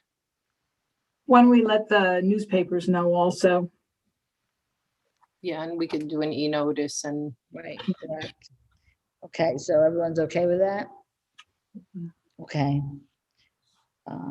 So the next one was, for those who don't live in the central business district, selling 30 spaces in the train station and cottage plate slots, each 30 spaces each, 24 hours a day, they could be rented out, and it would be $200 for 3 months. We want to do it at a 3-month interval, only because we want to see, you know, if people start going back to work, we don't want to tie up the premium parking spaces or the spaces in, you know, the cottage place lot if people are starting to come back to shops and restaurants. So that's why we've limited it. So I just wonder, why is it only for non-CBD residents? Because to be perfectly honest, I mean, we have folks that have apartment buildings that have 0 parking, and they have repeatedly asked us if we would sell them spaces where they could actually, you know, lease the space every year, pay for the space on an annual basis, and they were willing to pay considerably more than. Well, we're doing it for the 3-month trial. So if they're willing to do it for a 3-month trial, I mean, I guess it's better than not having any space.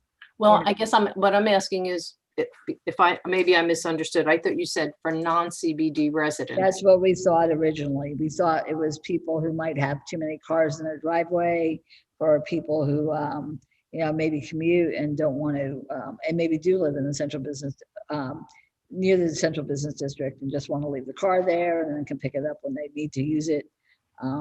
That's what we thought, but that's why it's up for discussion.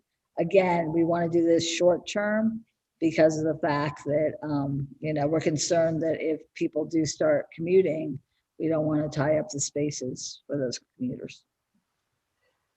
I think it's fine to open it up to everybody. Yeah.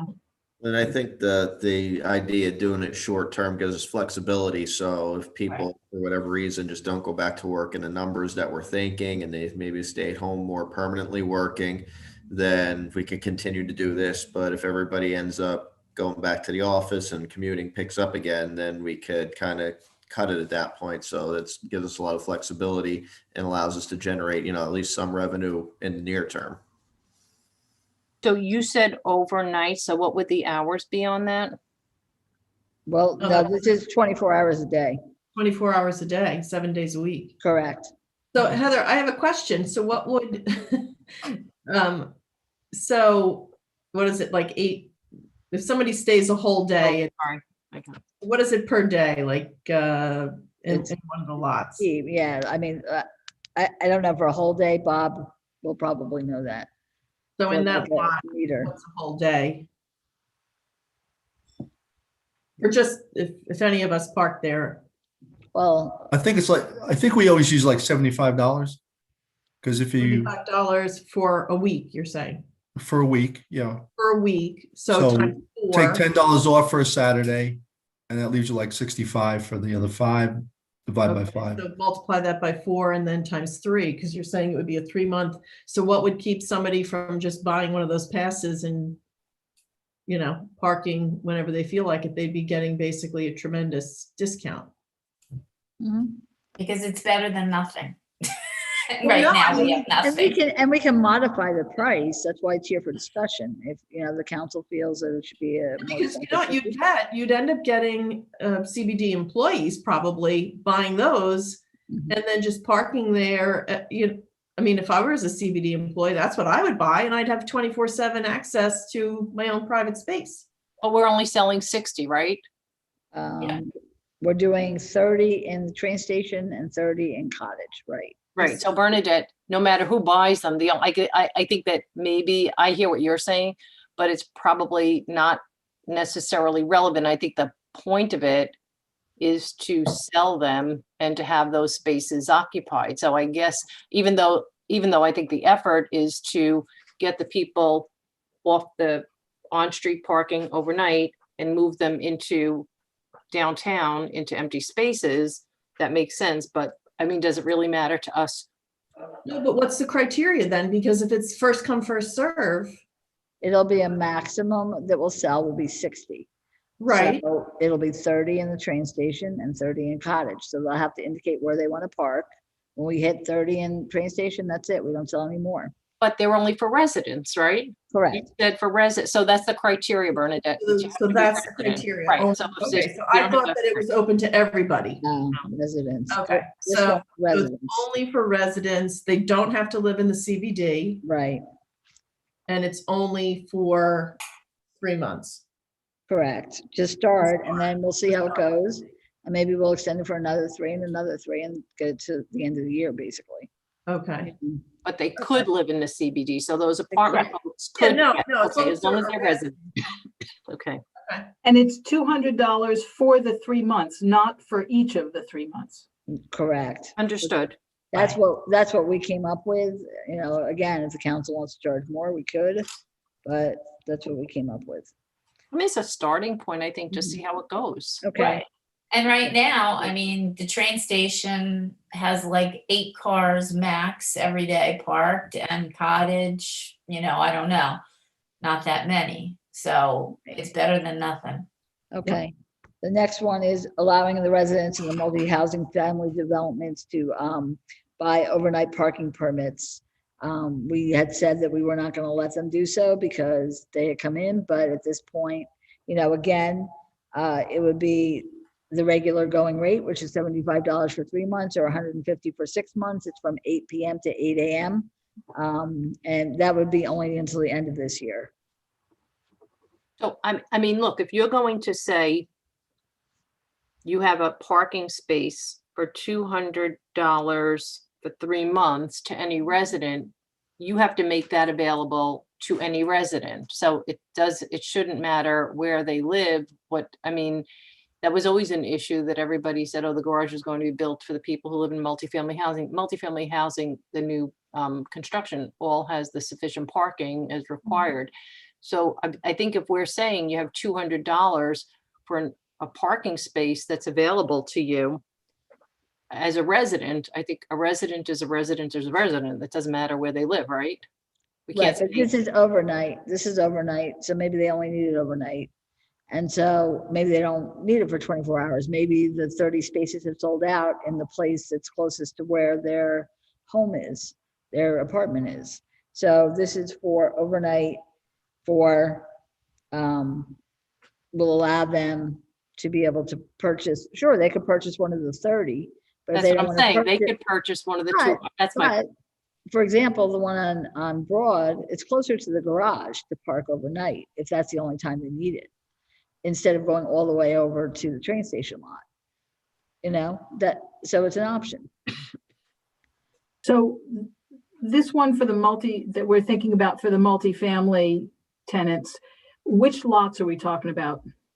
The overnight parking now is in Wilsey Square parking lot, the second floor of the garage, Walnut and Cottage. Oh, Prospect. I'm sorry, Prospect and Cottage. Not Walnut. No, not Walnut. And are we going to limit the amount of those? Well, we've never really had a great demand for overnight parking. So, I mean, we certainly have enough space on the second floor of the garage. Right. Cottage is a huge lot. Prospect is fairly big, so. And I know it's to 8 a.m. the cars have to leave. What time can they start? 6 p.m.? 8 p.m. 8 p.m. Yep. And some do come in sooner and then pay the meter until 8. And then, so why don't we take the $200, just to simplify, and just correct me if I'm misunderstanding anything. So why don't we just take the $200 number to residents and say 30 in Cottage, 30 in the train station, a percentage, because like Chestnut is a small lot, a percentage in Chestnut? We're not doing Chestnut. What? Prospect, Chestnut, and Walnut during the day are all open for Shoppers Diners. Yeah. We did that purposely. We got all the commuters out of there. So you don't want people taking up the spot for 24 Correct. hours. Correct. Okay. All right. I see what you did. Okay. All right. That's why it was cottage, will see. Correct. Got it. Because No, cottage the is big. 24 hours is just Right. the train station and cottage. And cottage, because cottage is big and the train station isn't being used much right now. So. Okay. So are you okay with these overnight parking permits? And it could be for anyone. It could be for those in the multifamily or anyone else. Yeah, I was gonna say, open it up to any residents. It shouldn't be specific to the multifamily residents, because I remember very, very vividly throughout the entire process, we'll call it. The developers swore up and down that they had sufficient parking spaces and everything was fine. So I'm gonna take them at their word, and say that they have sufficient parking for the multifamily apartment units. And I'm not interested in trying to help them out any extra step of the way, really. Right? You're going to allow them to buy the overnight. Any resident. Again, Okay. not And specific. it's All right. $75 for what period of time? 3 months 3 months. and 150 for 6. That's our current rate for That's what- overnight parking. The next one is selling our regular parking permits to non-residents with a maximum of 50 to be sold. And they could choose if they want the premium or the non-premium. Obviously, it's prorated as to when they buy it, which month they buy it in. But again, it would be a maximum of 50. Yeah, I would do that. That's fine. Okay. And the last one is the alternate ideas for the 4th floor on a weekend. And again, that wasn't really fleshed out, but at least it was something to think about. There could be other uses that we might come up with as well, which could use it and then have people parking in the garage, to help to fund the revenue. Maybe with something like that, is we say we consider something on a per basis or per proposal to see, just kind of allow it out, put it out there. And if anybody has any uses or comes up with anything and approaches the village, then it's something that maybe we should consider if we don't really have a solid plan or an idea right at this time of what exactly we'd like to do there. One of the things that Jay Chuck pointed out to me the other day was if you have a flea market, for example, you need to make provisions to allow the people to bring their goods up to the 4th floor.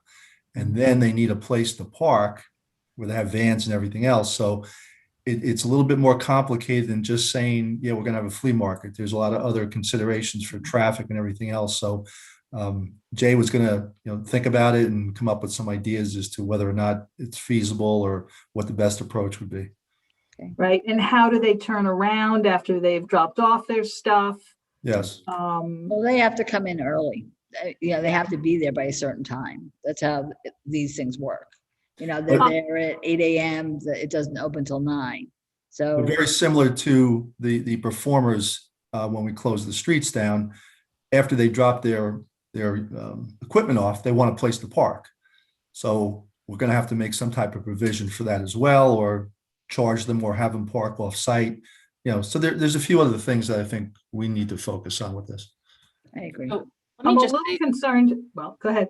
I'm sorry. So the one thing I'll say is this. I mean, I just totally love the idea of something fun and exciting on the rooftop of the garage. I actually think it's an ideal location to do some interesting programs. The only thing that concerns me is when we talk about any kind of flea market, retail sales thing going on a Saturday, on a weekend, as we didn't really touch base on Welcome Back to Ridgewood because that's a different thing. But one of the things we're learning, and I'm certainly learning, is that our retailers are being crushed. They are being crushed. They can't survive if the streets are closed. And this adds another layer to their inability. They'll watch all the folks walk right by, drive right by, park in the garage, go in the flea market and leave. And so I think we really need to be sensitive to our, the folks that are invested in Ridgewood in bricks and mortar retail and storefronts. So we need that foot traffic to remain as best can. So it's just a thought. So we did think of that. We did discuss it, and we kind of said that we would allow any retail, any Ridgewood, store to use the space as well for free. We wouldn't charge them. We would only charge the outside people. Yeah, so, and I think it's just a bigger conversation because the kind of the things that we learn as we're going through this process is that most of our retailers, especially on a Saturday, well, on any day of the week, but on a Saturday, they're one person operation. So that means that they're going to carry all their stuff to the flea market, give up their Main Street location, which has been problematic all along. And then the initial reaction whenever you're in that kind of a setting is that there's an automatic assumption that there's a discount on their product, on their merchandise. So there's just a whole, I love the idea. I think maybe we can just kind of think it through but I think that there's some issues that result in, harming some of our brick and mortar retailers and businesses. So just even believe it or not, even when you have flea market, a lot of times you'll see like somebody selling ice cream, candy, and that impacts then the other guys on the street that are paying, and they're paying a premium to be on Main Street, so on Ridgewood Ave. So just a thought. Yeah, Maybe we I could think just think it through. that's a valid point. And also I'm concerned about how much of our village employees' time this will take to set up, to take down, to police.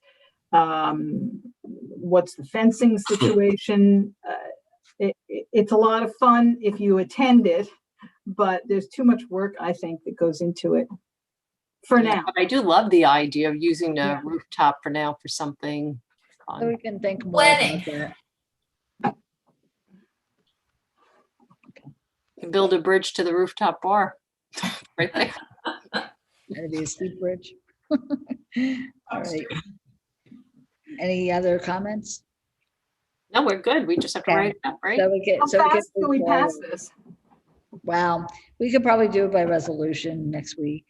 Just put it all together. And, basically in the garage, I have the authority to change it, but, these other permit things, as long as Mr. Rogers is okay with it, we'll do a resolution. And it's for a short term, some are for 3 months, some's not, just to the end of the year. And then we're going to evaluate and see where we are. So we could put together a resolution for next week. When you have the resolution, if you want to just circulate it to Councilwoman Reynolds and Councilwoman Perrin, so they make sure that they're, it's what they're envisioning. Okay. All right, so the next item is under budget. This is the ADA Cooperative Curb Ramp Grant Program Shared Services. So it's actually 2 shared services agreements.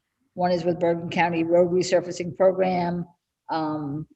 We would verify all the sewer manhole frames are in good condition, and if not, we would supply new frames, and the county contractor will replace them at no charge as they go through and pave the county road.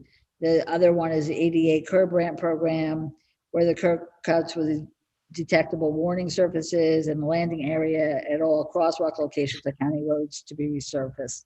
So both of these, as I said, are shared cooperative agreements that have to be done in order for the county to pave any of the county roads they plan to do in Ridgewood. Okay, questions, Okay. anyone? Seems to me, most of those ADA ramps we've already done. I don't think we've done all of them. And I'm not sure which county roads are going to be paved this year, but certainly, obviously, if they already are, we wouldn't have to redo them unless they're worn out or something.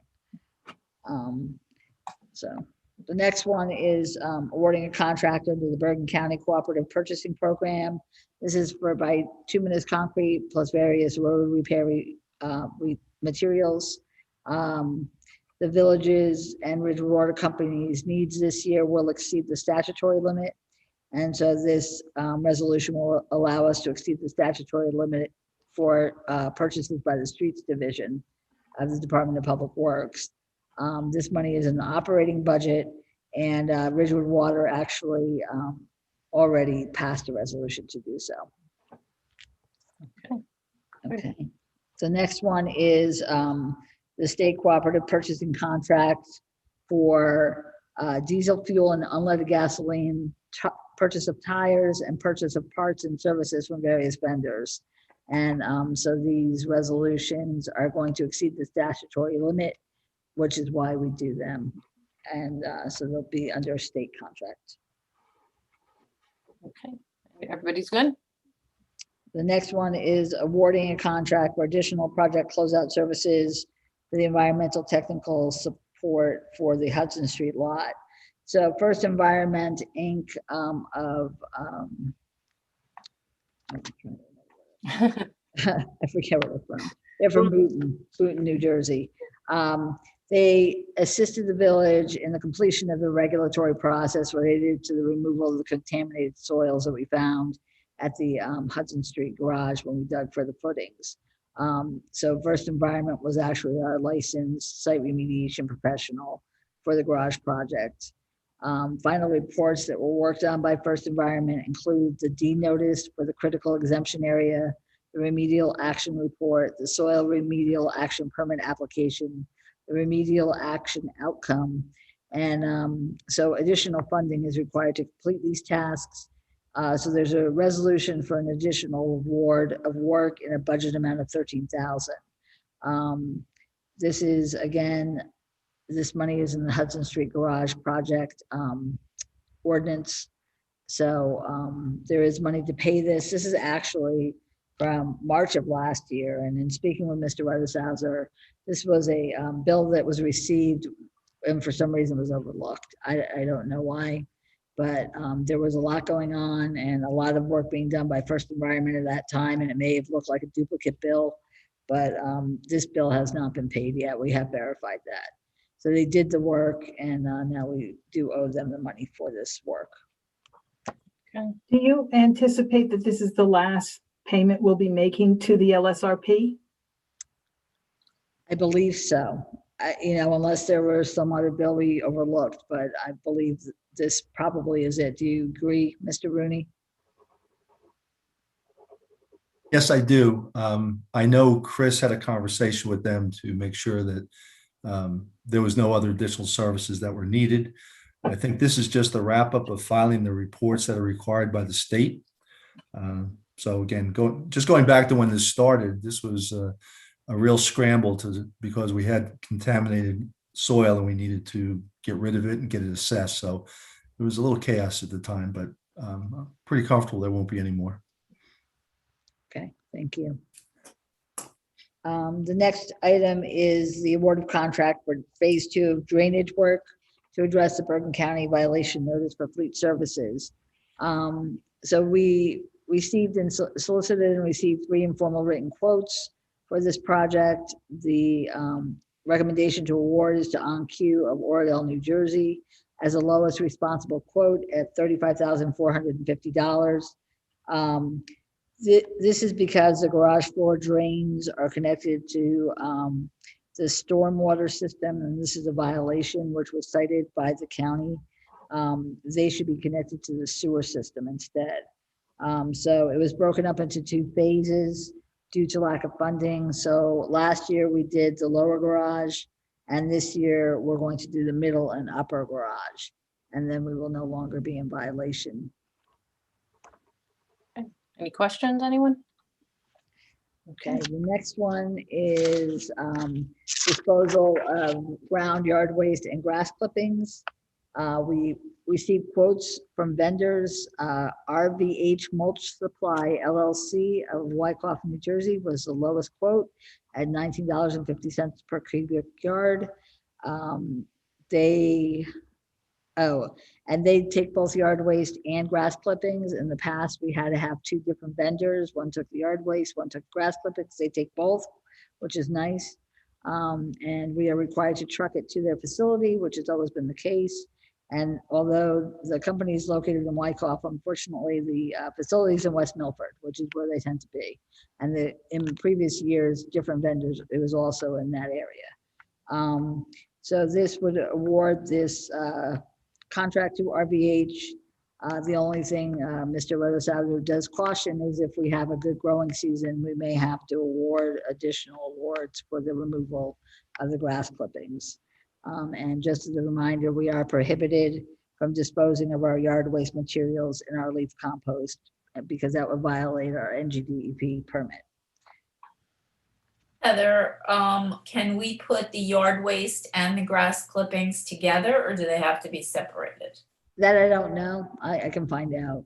But Okay. it'll be the same company, so it's possible, but they may separate them, so. And do you know what the quote was, say, last year for the combined yard waste and grass clippings? I can get that as well. It was two separate companies, as I said, so I will check though to see what the cubic yard disposal rate was. Okay. Okay. The next one is for additional award for Kings Pond Park Development Phase 2. So we went out in 2020 for bid for the Kings Pond Park Development. The low bid was from Wetlands Inc. of Saddlebrook, New Jersey, with a quote of $239,184. We made a partial award, initial partial award in the amount of $118,000 so we could get the project started. That's been successfully completed. Then additional funding was developed to allow an additional award in 2020 in the amount of $108,400 for the items that had been deleted from the first award. This work has also been successfully completed.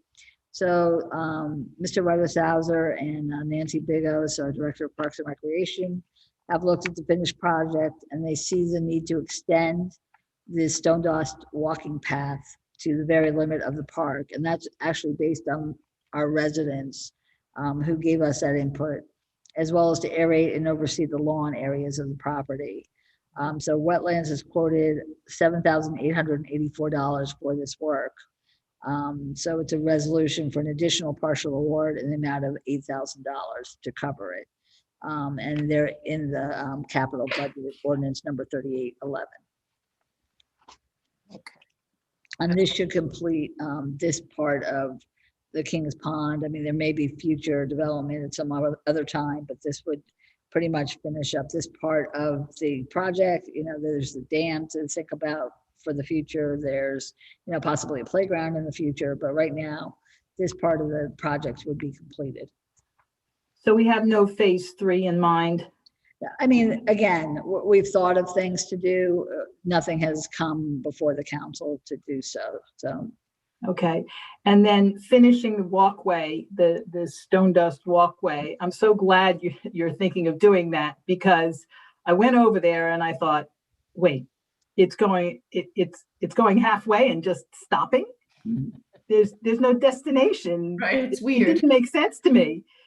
And I thought, did they forget to finish it? So I like this idea. Okay.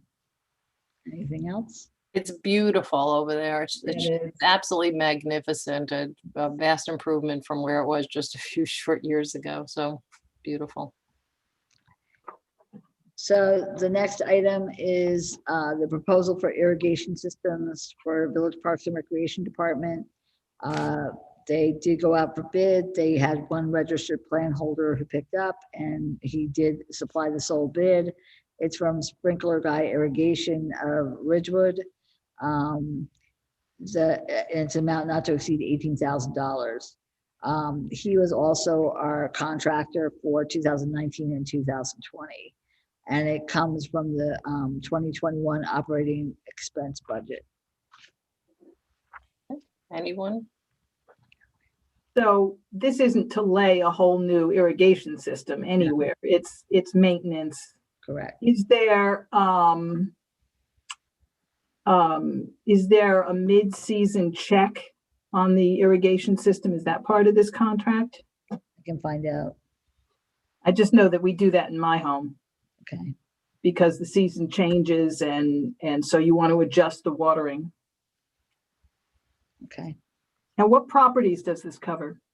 The parks in Ridgewood. So I could find out specifically which parks, the ones with the grass, obviously, but I will find out. Okay. Okay.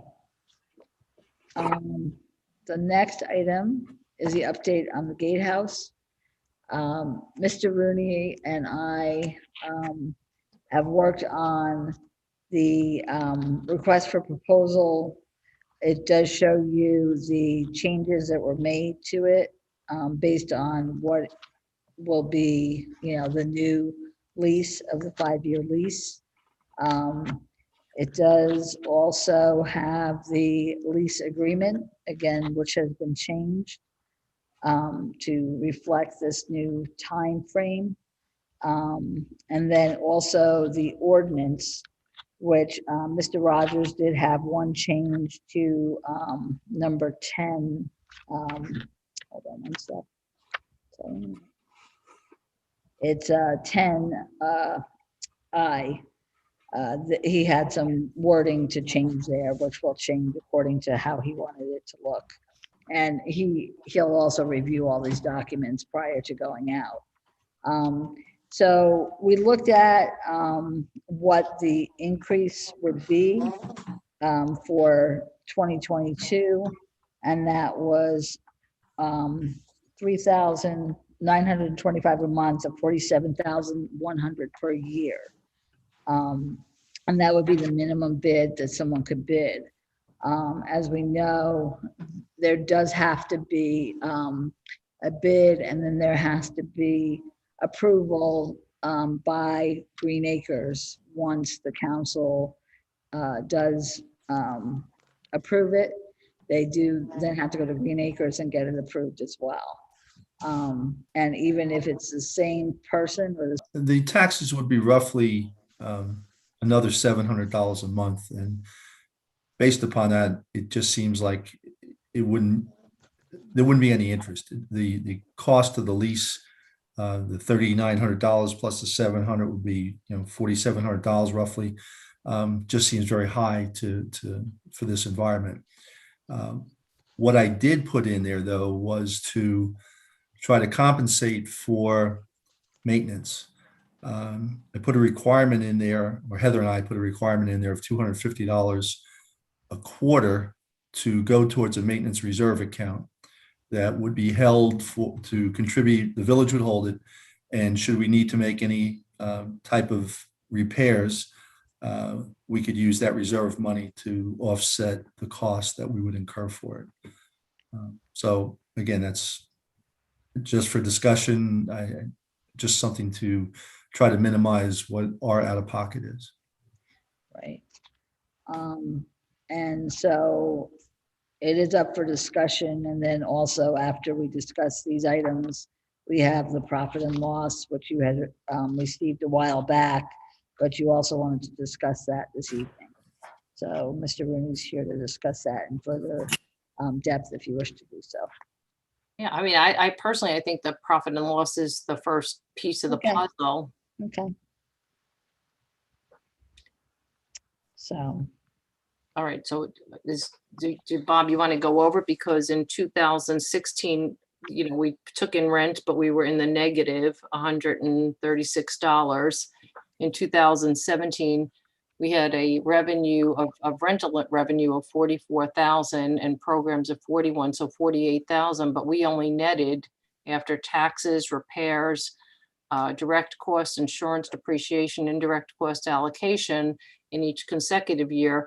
We, out of that almost $50,000, we were 9,000, 16,000, 15,000, 10,000 and projected. Now it's interesting, we're projecting 11,000 this year. So, it's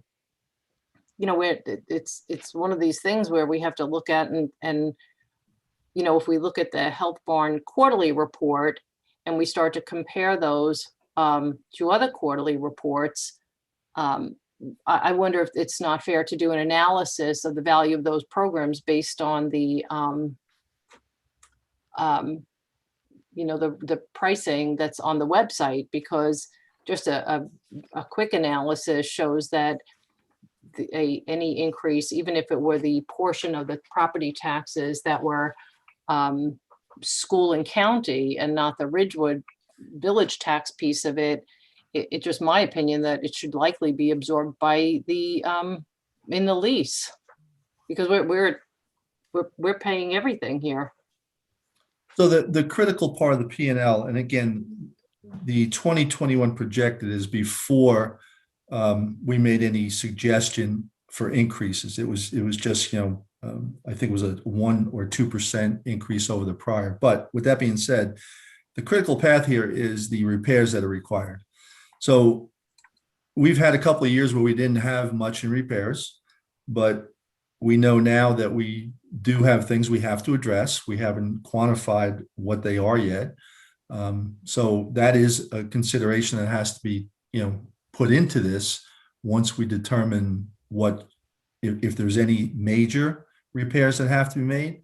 So again, without those reports quantified, this is mute right now. Okay. Fair. As a landlord, we should maintain the building and keep it in good repair. So I don't understand why, some of those costs would be passed on to any tenant who is there, because it just doesn't, it's our building and it should be maintained. So it's not really the person who's there's fault in any way, shape, or form that, some of these things kind of went by the wayside for a little bit. It's not, but the items that need to be done are very significant. And if we're going to be in a negative, we really have to be responsible and know, are we willing to lose $5,000, $10,000 a year for the next 5 years? Because we have to do so many maintenance jobs. So to that point, without having dollars associated with what I would call critical improvements or critical repairs, it's going to be difficult to address your concern about whether you're losing money or not. So if we're required to shell out $50,000 this year because there's a beam that needs to be replaced, obviously that's going to impact what the profit or loss is going to be for the year. If we have nothing down the road, then next year we might make money. It's difficult. It's, these inspections that we had done should give us some indication as to what those, critical amounts are going to be in the timing that we have to put in to get it done. But the profit and loss actually indicates that if, let's just say for argument's sake, and because I don't know the numbers, I don't think any of us, I think we're just in a little bit of a, we're kind of driving blindly here. Let's just say, Bob, hypothetically, we had a $50,000 bill of repair work, and we're showing profit and loss of barely, in some instances, 9, 10,000. So I'll give it 10,000. We have 11, we have 9, we have a negative.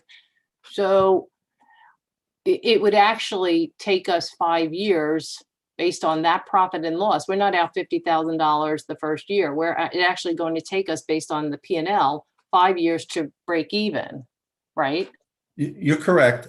From a cash flow standpoint, though, you're paying $50,000 out now, even though let's say if this is a profitable entity, a taxable entity, you could amortize that over 5 years because it may be something that has to do with the foundation or something of that nature. But from a cash layout standpoint, you're putting the $50,000 out now, and that has to be taken into consideration as to what the P&L would look like.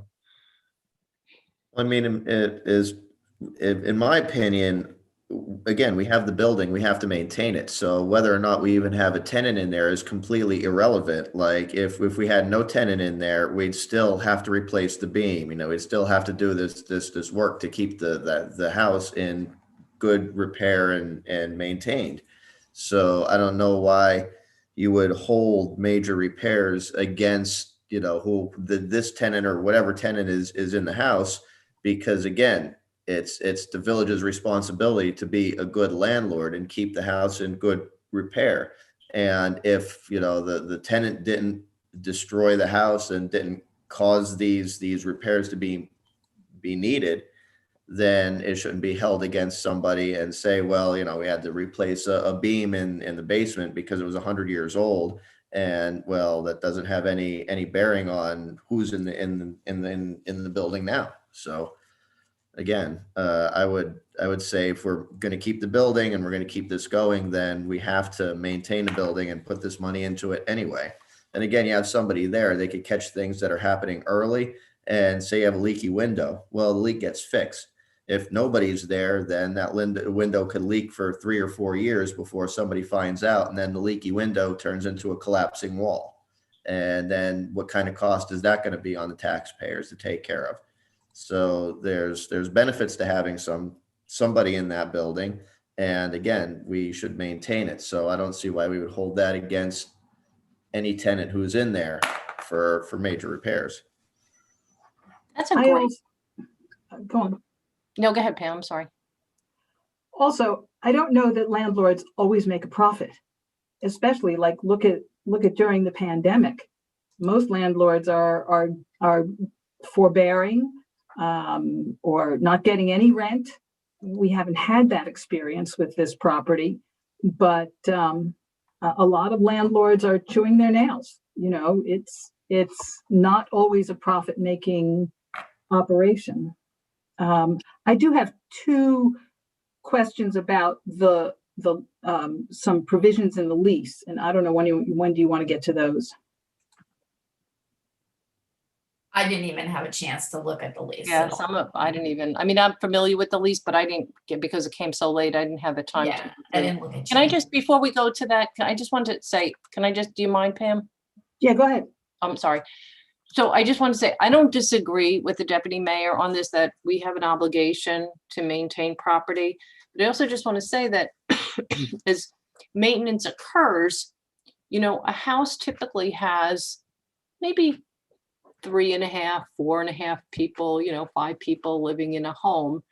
So as maintenance happens, and not some of these more pressing things that are just, I almost think that nobody ever looked at the house. But you know, when you look at the quarterly report, typical homes don't have, you know, 17 kids every day, or 6 kids, or 54 kids in a camp and in and out and using the facilities, or in spring break camp, you know, there were whatever the breakout was, 22 kids, 20, 21, 20, 16 plus staff. So certain things in the house are as a result of the use and the number of people. And I don't mean, you know, not picking on kids or anyone, but kids, you know, kids are kids, or a little bit something. So, you know, I just want to point out, but I'm not disagreeing with the deputy mayor. I agree that on the more, you know, the masonry and the things that are there. But, you know, again, you have somebody, you're using a fireplace out, the exterior fireplace, you know, twice a week, maybe 4 or 5 times a week, that, you know, things happen to it. And that's the usage of it. So, and so I don't know that answer. I just wanted to point that out. So, can you say something, Bernadette? Yeah, are you done, Pam? No, I'll start when you're done. Oh, so so I do have a little experience, Susan, because I am the youngest of 8 children, and if people had one friend over, that was 16 people in the house, plus my parents and relatives. So I am used to having a lot of people in and out of a house my whole life. But speaking about, you know, kind of getting back to the RFP and the lease and what our obligation is, it's not uncommon for a tenant to share in the responsibility of maintaining a property. So as we did last time with the lease, where the tenant was responsible for capital improvements, I don't see why we wouldn't consider that with any new lease that we put out there. The other thing is, we do own other properties. We own the Pease Library, which we've paid for repairs on that as we've had a tenant and we've gotten income. And I'm guessing at some point we will have that at Shedler when we either rent that house out or get a tenant or whatever we're going to do. There are going to be responsibilities that we're going to have. We are actually doing the responsibilities now at Shedler and spending a considerable amount of money to get that house that we own into perfect condition. The Habernickel house will probably never be in the condition that Shedler will be in when it's done, or I'm hoping it'll be in when it's done. So they're kind of all part of the same responsibility we have as a municipality that we have to maintain these properties.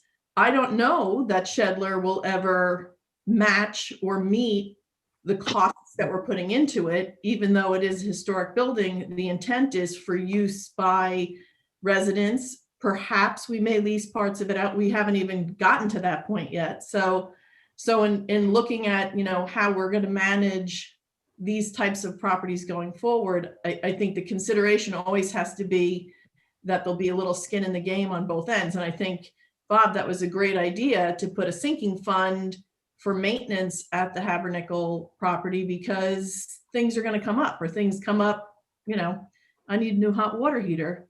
It's working fine, but it's 16 years old. So I probably have to think about replacing it. So stuff like that, I think, if we keep a property, record or inventory of what goes on there, and then do the sinking fund, I think we'll be in good shape. So.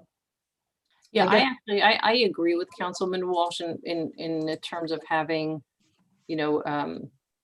capital improvements and skin in the game. And I thought that we were going to do that, and I fully support that. The one thing I just want to always point out, and I think it's important and bears repeating, the Habernickel, the Gatehouse is not historic. The Shedler House is historic.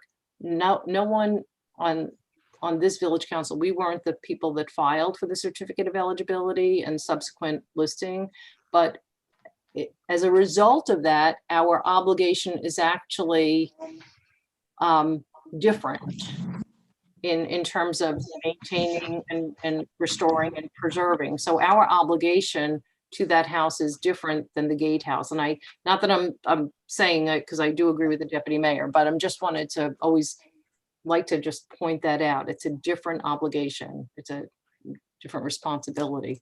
No, I think it is, but it's also taxpayer funded, and Habernickel House is taxpayer funded. So it's a different property, but it still is going to have to be maintained, as the deputy mayor said. So a little bit different circumstance, but we have to be consistent in how we handle all of these income producing properties. The stable, we were lucky enough to get a tremendous donation from Mr. Bolger. Otherwise, we would have had to pay the cost for those bathrooms that all the athletes use now when they use Maple Field or when they're doing anything in and around that area of the stable. So we were real lucky when that happened. So can I just make a suggestion, because I know we all want to just kind of clear this off the desk. So since we still don't have all the information to make a decision, is that fair to say, Bob? Well, I don't have the information on the inspection reports and quantifying. So yes, that's fair. I don't have it all. And then the question is whether or not an RFP should incorporate Councilwoman Walsh's vision. My opinion is it should incorporate a percentage of the tax. Is it possible that we can have kind of maybe two RFPs side by side that show maybe two different scenarios? And can we put it on the pre-meeting next week? Maybe we can just come in a little bit earlier so we can kind of. They're already coming in pre-meeting. All right, we have a pre-meeting. But we'll have a little bit of time if everybody has it with sufficient time to review it. Is that? I don't know that we'll have quotes as to the repair costs by next week at this time. I would say that I don't want to speak for Councilwoman Walsh, but I think the sinking fund that's already been put in kind of addresses, maintenance, minor maintenance issues going forward. Because again, they're not major issues. They're maybe caused by some additional traffic because of the use, and it's not, structural issues or foundation issues or deterioration over time kind of issues, because we're going to try and get that taken care of as soon as we can. So, I mean, I'm pretty good with what we have now to go out to bid sooner rather than later. And what about the taxes? What about at least the school portion of the taxes? Because the reason we put in the 250 was in lieu of the taxes. That's why. But the 250, that's $1,000 a year. That's nothing. That's $1,000 250, what was it, 250 It's based on? $250 a quarter. I mean, that's $1,000. We're paying $10,000 a year in property taxes, and 67, 80, 70% of that we're not seeing. We're giving that, we're in partnership with the Board of Education, and we're looking at this profit and loss. And I know the world went out there and said we're making $50,000 a year on this, and we're simply not. And the taxpayers are paying. We're paying property taxes. You got to remind everyone, this property, and along with the parking, has my opinion is it had a far greater value all along than it was being rented at as the residential. It was essentially being rented at the exact same amount that it was being rented for residential where people lived. And that came with, how many parking spaces, allocated parking spaces, which is just unheard of. Nobody around here has a business with that many parking spaces, resulting in the displacement of vehicles that are intended for the public use of the property. Those parking spaces being used for a private business. This is a private business. We have to keep being reminded, this is a private business. The partnership programs are, I think it's 4 programs that didn't even run. So this is a private business. It's a successful business. Anybody can do the analysis on the quarterly report. Do the analysis. It's pretty straightforward. So I think that as far as the taxes go, we have to do something, because we're not really making, and while it's fair to say that, landlords don't always make money, this isn't just a landlord. This is a business that's been placed in the middle of a park, in the middle of a residential zone. We have neighbors that pay considerable taxes there, that we have neighbors on Andover who have headlights in their windows at night. We have people that hear private birthday parties all day long on Saturdays. This is a private business, and it's a successful private business. I just feel that not only should there be a sinking fund, the taxes should be a shared burden. Just real quick, the insurance, the $3,257 a year. Could you just explain that? And we reached out to our insurance carrier as to the amount of insurance that would affect the building and the property that it was on. And that was the estimate they gave us. I just want to point out the taxes are roughly $8,500 a year. And I think that if I'm not mistaken, that would include the 22 or 23% that we pay ourselves as the Village of Ridgewood. So that's, there's school, there's county, and then there's the Village of Ridgewood. So I mean, that's really like a wash, like you're paying yourself. But we're not paying, we're only on the 26, 27%. The rest of it, we're not paying ourselves. We're going out our door. So are you willing to say, let's take a portion of that and apply it to the lease amount?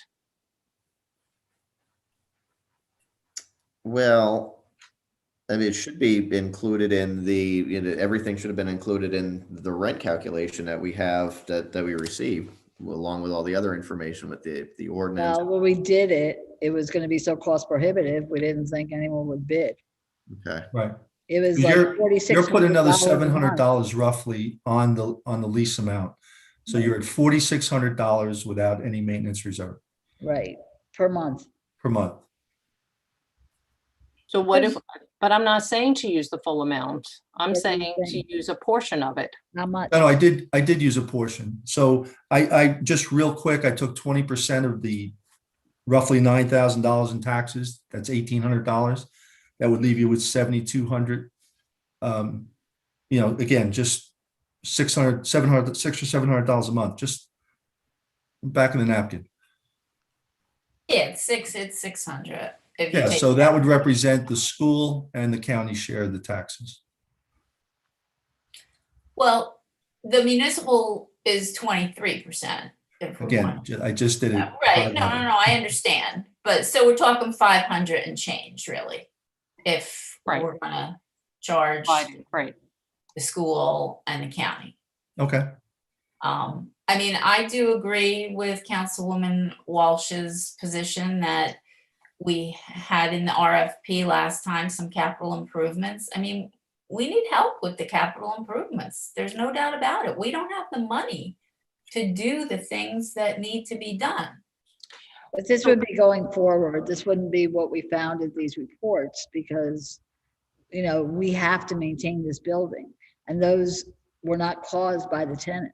No, I realize that, but I'm saying we rented it for 5 years. We had the original RFP with the tenant paying for some capital improvements.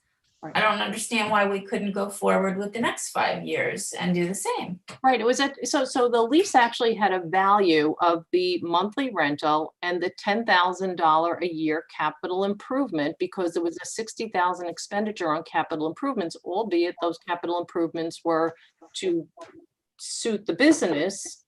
But that if you look at the value then of the overall lease, if you took those capital improvements and divided that out, I don't see the burden of if you put $60,000 in at the gate and, you know, even that equipment at some point will require replacement. But nonetheless, if you took that $60,000 over the course of the 6 years and you're at $10,000 additional a year, the lease, then technically, I don't see the burden in taking $500 out of the property taxes and applying it to the monthly lease amount.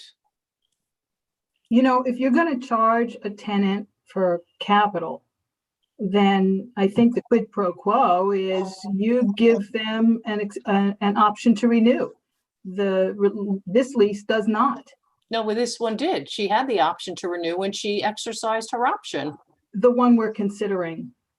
We've learned we can only do it for 5 years. Right, you can't. No, that's not true. That's not what you can renew it for up to 5 years this time around. I don't think This is that's a brand what Mr. new Rogers lease. said. I don't think so. Well, That's certainly something the regulating authority on that is Green Acres, and we can certainly find out from them if that's a possibility. So I checked it with them. They did. suggested it, especially with a known tenant. And Yeah. here's what I need. And last time around, just so everybody knows, last time around, the term of this lease and the term of the renewal was directly and specifically required by Green Acres. It may be that they've relaxed it, or at least they've done it, but that was required by them the last time. But I'm going to just speak about the last time, because the last time this went out to bid, it was done specifically. I'm going to be real brutally honest here. It was done specifically because someone knew someone who said this person needed something, and so the bid went out. Or it was barely published, and in a way, we don't even know what the true bidded value out of this property would have been, because it was done with the intent of garnering only one response, which is exactly what happened. So this was done in a way that really was unfair to the taxpayers. It was unfair. So I've got to say that the bid went out. The bid had to be something that would be approvable by Green Acres. So you're limited in regard to that, right? That's not what I'm talking about. But it is, because if I don't want to argue about it, because that was what happened before. I think we're looking prospectively to what's going to go on now. And that's the way we've got to focus. So, well, I'm going to go back and say it one more time. The original, prior to Green Acres hearing, the bid was done in the summer, and it was the former village count back in 2015. That village manager and village council didn't realize there had to be a Green Acres hearing and all the regulations that went with it. So initially in August, it was bid out with the purpose for one person. It was the person who was looking to use the space. So it was only intended to get one response. And it was done, the change of use was done, everything was done in a matter of 2-3 weeks, without really going out to bid to a fair kind of bid where we don't even know what the value is, because we're starting at a number and we don't even know, we haven't heard anyone else bid on it. So I'm not interested in, I think the tenant is, pays the rent on time. Our obligation is to taxpayers. I mean, that's our obligation. So we're a landlord, this is a tenant, and it's, there's a relationship there, but we also have another obligation. So, I mean, I just feel that the lease could incorporate the property taxes and see what we get from it on And an then we'll take out the capital improvement amount. I disagree.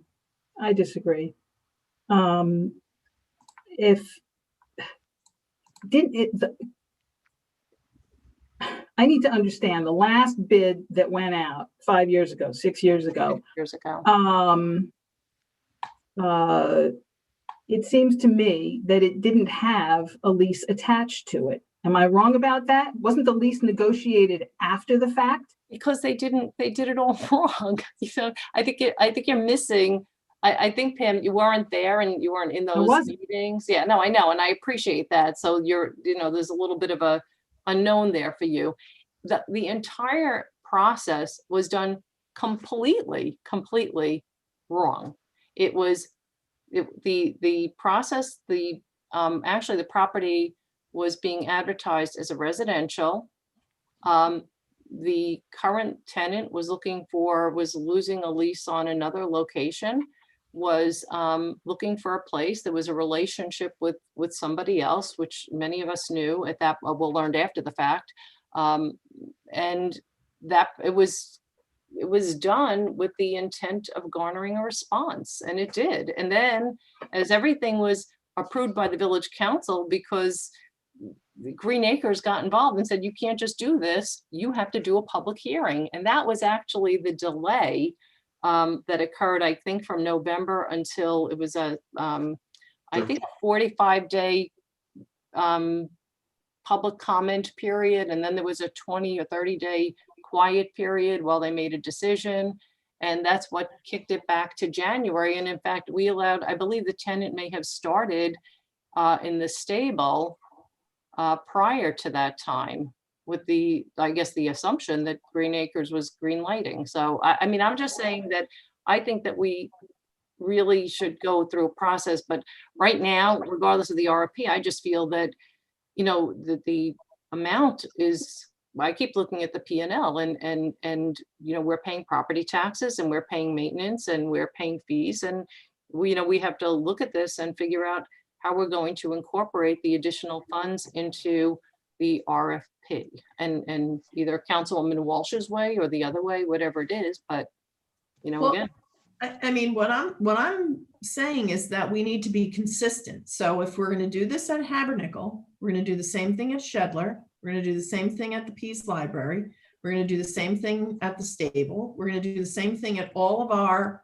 owned properties when we lease them out to entities. So and I wasn't there for the first lease, but I believe they were, or the village was marketing it for rent. And so that is a source of data in terms of what the property had in terms of value. So anybody could have come in, and no one did when you were leasing it out, or when you were putting it to lease. It was advertised as residential only initially, and then it was changed at No, I know, but even during that time, you weren't getting anybody. So, and you wanted to rent it out. So, and again, I wasn't there, and I'm just looking forward. I don't think we can look back. I think we have to take the property and the lease that we're discussing now, the charges that we're discussing now, and move the RFP to that conclusion, and then deal with some of the other repair issues that, as the Deputy Mayor said, we have an obligation on some of this stuff. Right. Just like we do on any other building. I mean, we can go through any agenda and see that we're repairing and fixing things. We're fixing the Fleet Garage's drain system. We're spending money on our buildings all the time. So, we do have to maintain our buildings. So I kind of want to separate the fact that we have to maintain our buildings from, let's just do the RFP. We'll see what happens. And, and I think we need to remind everybody, while there is a tenant there, we don't know who's going to come out of the woodwork want to lease this. It's not that we're doing this all for one tenant. We're doing this. We have a fiduciary to lease it for the most amount, and whoever comes in and bids. So I agree. And that's exactly what I'm saying. I'm wholly agreeing with you. That's maybe in a different roundabout way. I am loath to hold up the RFP. So we can, I think we can just move forward with it. I'm good with moving forward with the RFP also. Can I ask a question? And I don't know if it has anything to do with the RFP, but I'm looking at the quarterly report and I don't see anywhere, like I know this is supposed to be a partnership with some things, right? 60-40. Like, so That's for the if we first, sponsor it with, if Health Barn and our Parks and Recreation Department sponsors things together. And the 60-40 is because any vendor that Recreation hires, any outside vendor that Recreation hires to do a program, that's the split, is 60-40. so was there anything in the first quarter of 2021? Did the village get any money at all? I don't know if there was any if there was a joint sponsorship of any program. I would have to find that out. I mean, it doesn't appear at all on this. So what I'm saying, I don't recall anything with COVID. What? I don't recall that there being in the first quarter anything joint. Okay. Because of COVID, I believe we're limited in. But doesn't Green Acres think that this is a joint partnership with all of the things that go on there? They don't. Okay. Is there any way we can incorporate in an RFP that there are more joint, sponsorships so that the village can That's get some more revenue? Recreation. I can find out from Recreation how many they can joint sponsor with Health Barn during a quarter. Or Yeah, during but the only year. problem is then you have a more, unless you're doing a profit sharing with the existing programs, you're only creating more activity where, the folks are complaining, the people that are mostly impacted are saying, this is a really active business right here in our backyard and we're bearing the brunt of it. So, and I know that there's the assertion that it's two people, sometimes the spokesperson for others. And that's really, I just want to be clear that I'm still hearing from other folks. So I think that if we start to do more of a partnership program, which I don't disagree, it would have to be something that doesn't increase the level of activity. I mean, because otherwise it's just. I think we won't get any bidders. We just won't. Discussing this, but I'd prefer to go out with the RFP and see who comes in. Okay, So so with I that being said, what do you want to include that's what as a cost? So if you do the flat rent, $3,900, let's just round numbers. If I did a $60,000 capital, let's say we raise that over 5 years, that's $1,000 a month. And taxes for school and county would be roughly another $575 a month. So when you add all those together, I'm not sure how much response we're going to get, but we can certainly. I'm not interested in putting in $60,000 worth of capital improvements. Again, I go back to my original comments. The building needs repairs that go well beyond the current tenant who's there. It's our responsibility to repair the buildings as we do repairs and maintenance on all other buildings that we own, whether they turn a profit or not. So it's our responsibility to keep this building in good repair. So I'm good with what we have to go out with.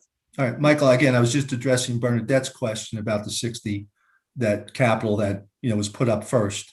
I just try to smooth it out, but I agree with you. We are responsible for those repairs. So I agree with Mike. I think we're responsible for certain repairs, and if somebody wants to change up the kitchen or something, they can, that's their improvement, then they're going to spend that money.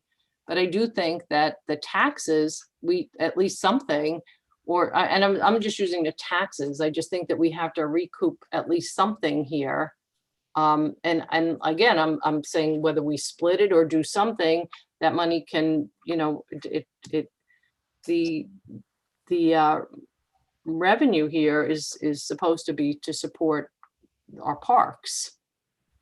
And so, I mean, Susan, I don't have, I could pull out my old library stuff. Do you know, because I know you're working on the Pease Library right now, and I know that there was a condition that we have to pay tax on it. Do you know what the numbers are over there and what I the? don't remember.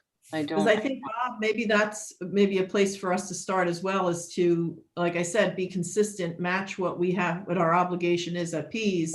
Because I know, because we rented out, you know, we rent out to Dispatch, and we also had tenants, and I know that there was, I think it was like $5,000 we're spending to do some architectural work over there right now, and I think there's some other costs that that the library pays. So, All right, I'll find out.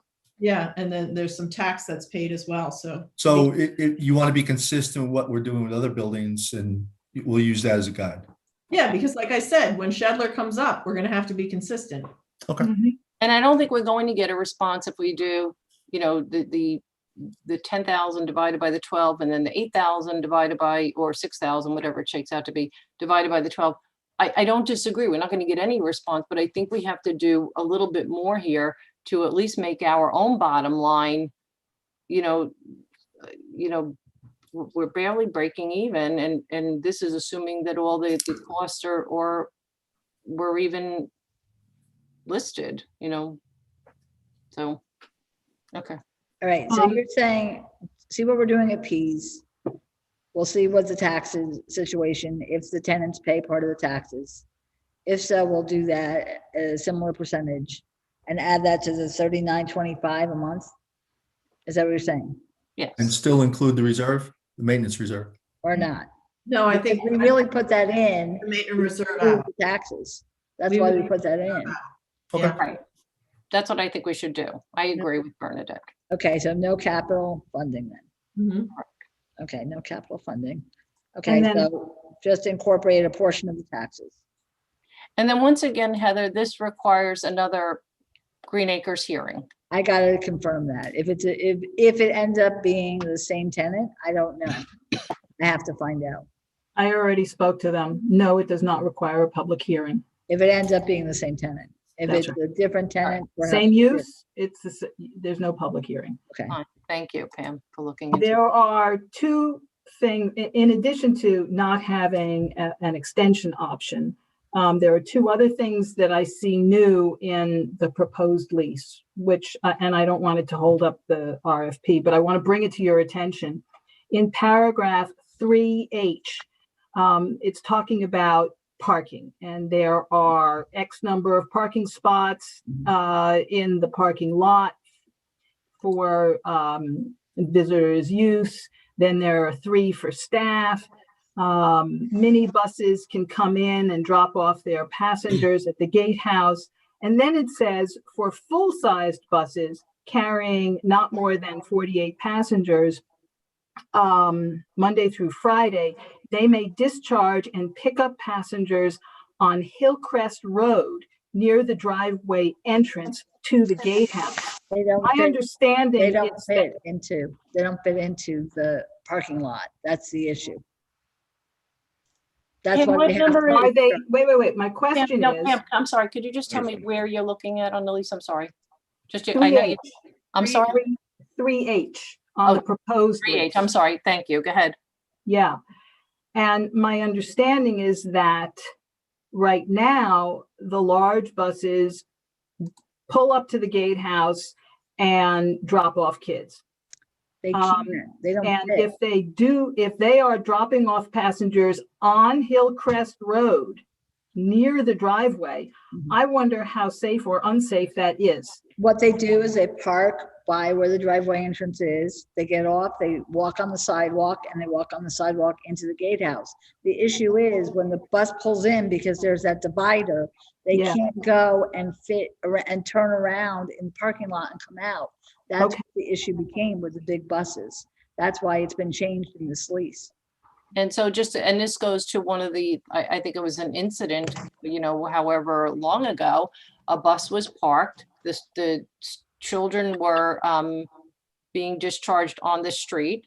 Now Hillcrest is not a wide road, it's narrow. On the So- sidewalk. They were going on the sidewalk. I'm sorry. Yes, but the bus had to be on the street. Correct.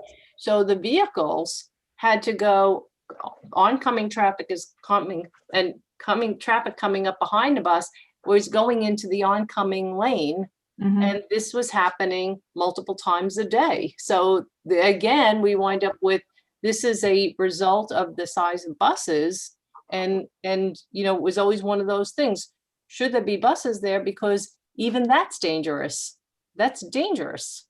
And the cars are having to go around. So, they're crossing a yellow line into oncoming traffic to go around a bus, because to discharge 50 students, 50 kids takes a bit.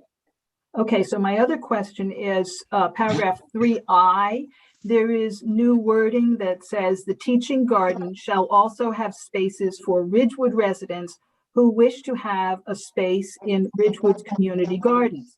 These community garden spaces shall be allocated through the Department of Parks and Recreation. Right, because we did allow for that to happen. Stacy gave part of it for the community gardens. That wasn't originally in the original bid, but that is the reality. And it is allocated to Parks and Recreation every year. Okay, I just wouldn't want it to eat up the entire teaching garden. No, it's specific number of spaces. It's like 2 or 3 or 4 spaces. It's already there, Pam. When They're you go up there. there, it's They've been already there for years. It's been there for years. It just reflects what's existing and. Exactly. That's why I wanted to add it, because I didn't want it to be I didn't want our residents not to be able to have their spaces there for the community gardens. Okay, then I would ask that the number be put in here to Okay. reflect what exists. Okay. Okay. Can I ask a question? Because I did not have time to look at the paperwork that was sent today. So I haven't looked at the lease. Does the lease doesn't go with the RFP, does it? The RFP would go out, then we see what the bids are, and then we work with that person with a lease. So the lease was You could put the lease with the RFP, because that's the contract that they might enter into if they accept the RFP or if they want to bid on it. But you can use either way. well, I just want to make sure it doesn't go with it, because I haven't even seen it. So, Well, okay. Well, you'll have a chance between now and next week, right? right, yes. So, Okay. all right. So we will put together the new amount based on Pease Library, what's going there as far as the tax. There will be no capital funding mechanism. We'll change it to include the number of spaces for the community gardens. And then if you have any other questions, I guess you could call me and, we'll get an answer to you. And, we'll see what number we come up with. I just, if it's too high, again, I don't know how many bids we're gonna get. The other thing is that we will check, Pam, just to double check on what you heard about the 5 years with the 5-year renewal. Are you, as a group, are you okay with a 5-year renewal if that's the case? So I actually think, and I recall reading the language, I'm pretty sure that's for nonprofit.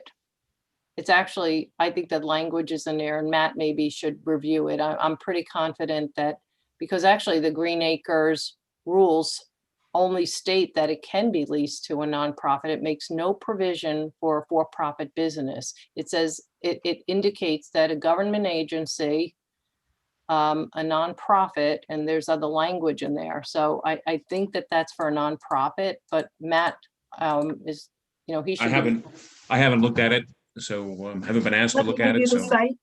The Sure. site is New Jersey Administrative Code 7:36-25.13, paragraph B5, if I'm reading correctly. Yep. Okay, and if I have any questions, Pam, I'll give you a call. Yeah, I don't see that this is limited to nonprofits. I think you have to read the whole thing plus the deed of, I think you have to read the whole thing and all the rules. So you, if you piecemeal something, and then there's a deed of conservation as well that goes with it. Okay, so if we can do the 5-year renewal, I saw Councilwoman Walsh say yes, Councilwoman Perrin saying yes, Councilman Seaton, Yep. yes. Yeah, I have to see the whole thing, so I have no opinion right now. You don't know. Okay, okay, okay. So we have 3 yeses here. Okay. Okay, so that's what we'll do. We'll prepare it for, I don't know. Do you want to meet at 6:15 then, next week? I'm good with that. Yeah. All right, we'll meet at 6:15, and then we have a closed session at 6:45. Right, okay. Well, so is everybody okay with that? Well, our further discussion of the gatehouse, that doesn't need to be in closed session, does it? No, it's in a pre-meeting. But it'll be an open pre-meeting. Is that right? Right. Okay, got it. Yeah. So maybe. So what we'll do, I'll see you. 45 is the other one. Why don't we just swap it? That's what I was That's what you were gonna do. say. Okay, That's got what I it. was Okay, gonna good. do. Good thinking. Okay. All right. So moving right along. We're now up to policy, Ridgewood Arts Council fundraising. So I know Councilman Seaton had brought this up at the last meeting. You're right. It's I think it should be pretty simple. I know there's a provision in the shade tree ordinance that just allows shade tree to raise funds, and then they could hold it in a trust fund. There is a trust account that already exists for the Arts Council. I believe we found that out during the budget process, and there is a whopping $501 in it. So since this is a tight year, and committees once again did not get funding from the council based on the events that have taken place, then the suggestion really is to just amend the ordinance that forms the Arts Council to add language to allow it to fundraise. So if the Arts Council has an event and they want to charge like $2 for a ticket or something, so in the future they could pay for advertising materials or a banner or any such items like that, we'd be able to do it. I don't see any problems with it. And really, I think it should be an easy one. Mr. Rooney, do you know, is that possible? You have to look into it. Yeah. I do not know if it's possible. Okay. I do know from a fiduciary responsibility, we would then have to account for all the money that comes in and also all the money that goes out. So it's, again, I don't have any idea of volume, but the individuals would have to be village employees. They can't, in my mind, they can't be outsiders because they don't have the same fiduciary responsibility that we do as village employees. And I know, Matt, you've looked into this.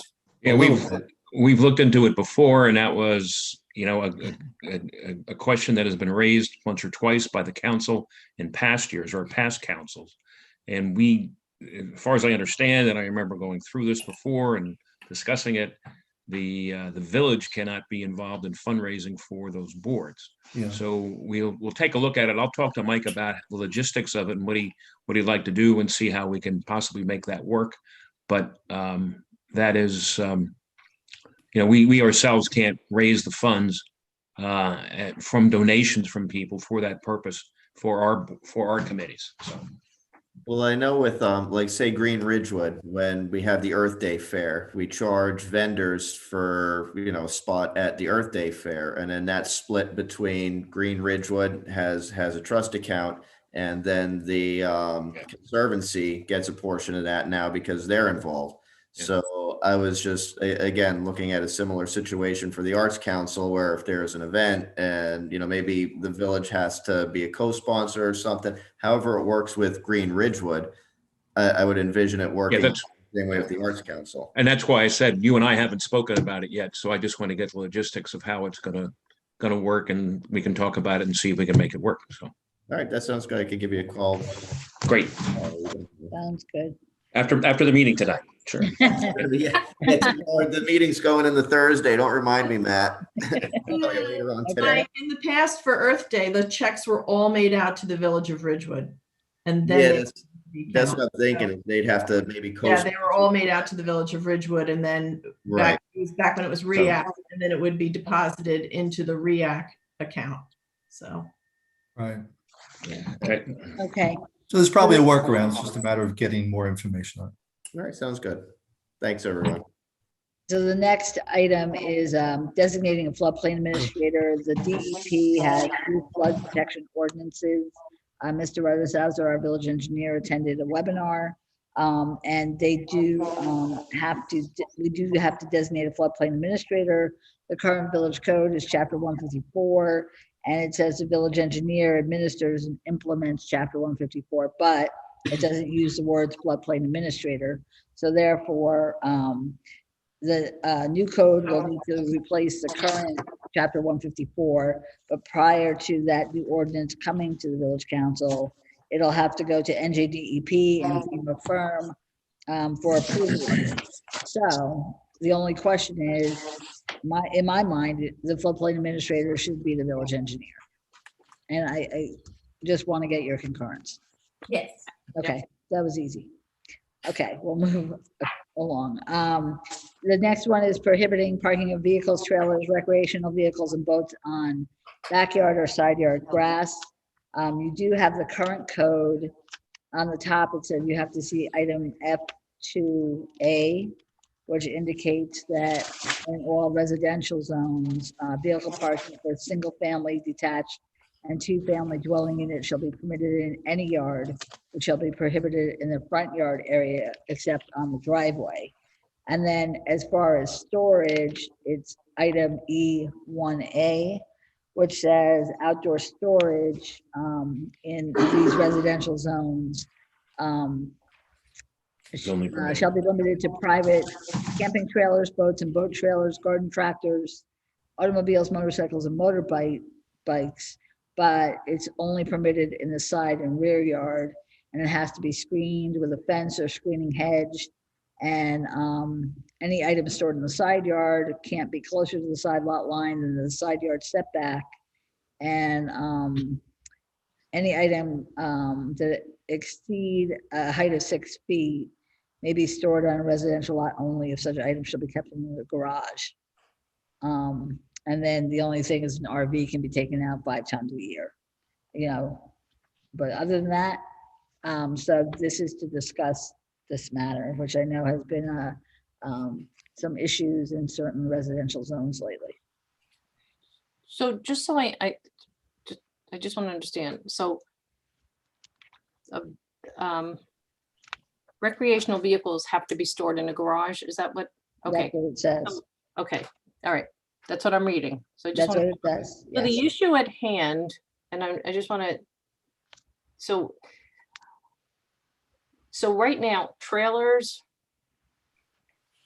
recreational vehicles, boats. If they're exceed a height of 6 feet. They have to be in the garage. Right. Okay. Or, right. So let's kind of take a step back. I know one of our residents wrote in tonight and said, I guess I didn't, he's over by Washington Place. Yeah. Spencer, Stanley. Right. So he, and that was a surprise. So this came up actually with a couple of other things. So our residents, and it's going to tie into the 6-foot fence thing as well. So we have people, like if somebody parks on their front grass, that's prohibited. Correct. But we have people that park their cars in the backyards, and the neighbors are seeing this every day. And so if they're sitting in their backyard, they're looking at a car on the grass, not in a driveway. And for some people, that's, they feel like, it shouldn't be, and that the car shouldn't be parked on the grass. We don't permit it in the front yard, but we have people parking on the grass in the backyard. I think we had residents recently that had an issue with neighbor over these parked vehicles on their rear yard grass. I'm not sure personally, and I don't know if somebody else can speak to it, whether or not it's even appropriate to have a oil and gas car parked on grass anyway. But so the question is whether or not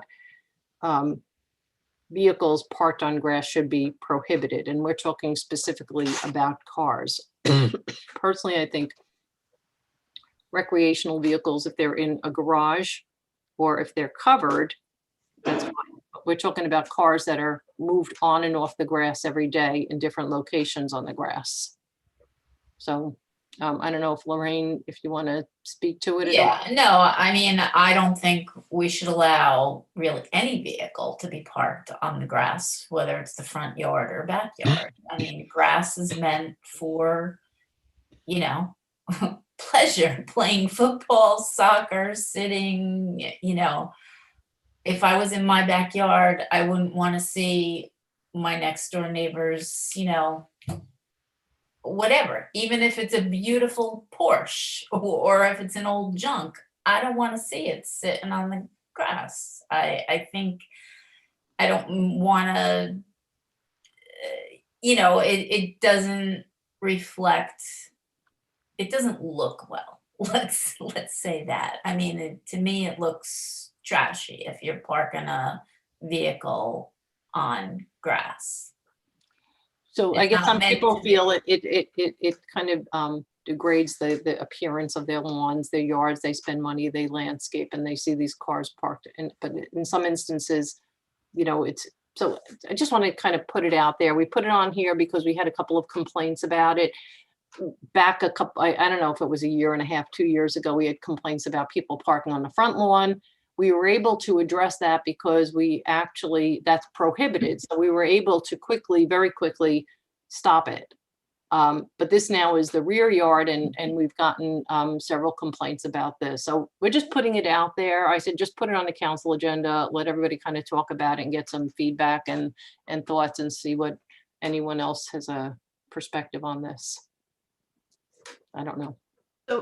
So is this indicating that if you have a vehicle, let's just say you have a long driveway that goes from the road to a rear detached garage, let's say, and as long as you have the vehicle parked on the driveway, it's okay? But what if what if you have a Winnebago and you're over, I'm sure they're all over 6 feet.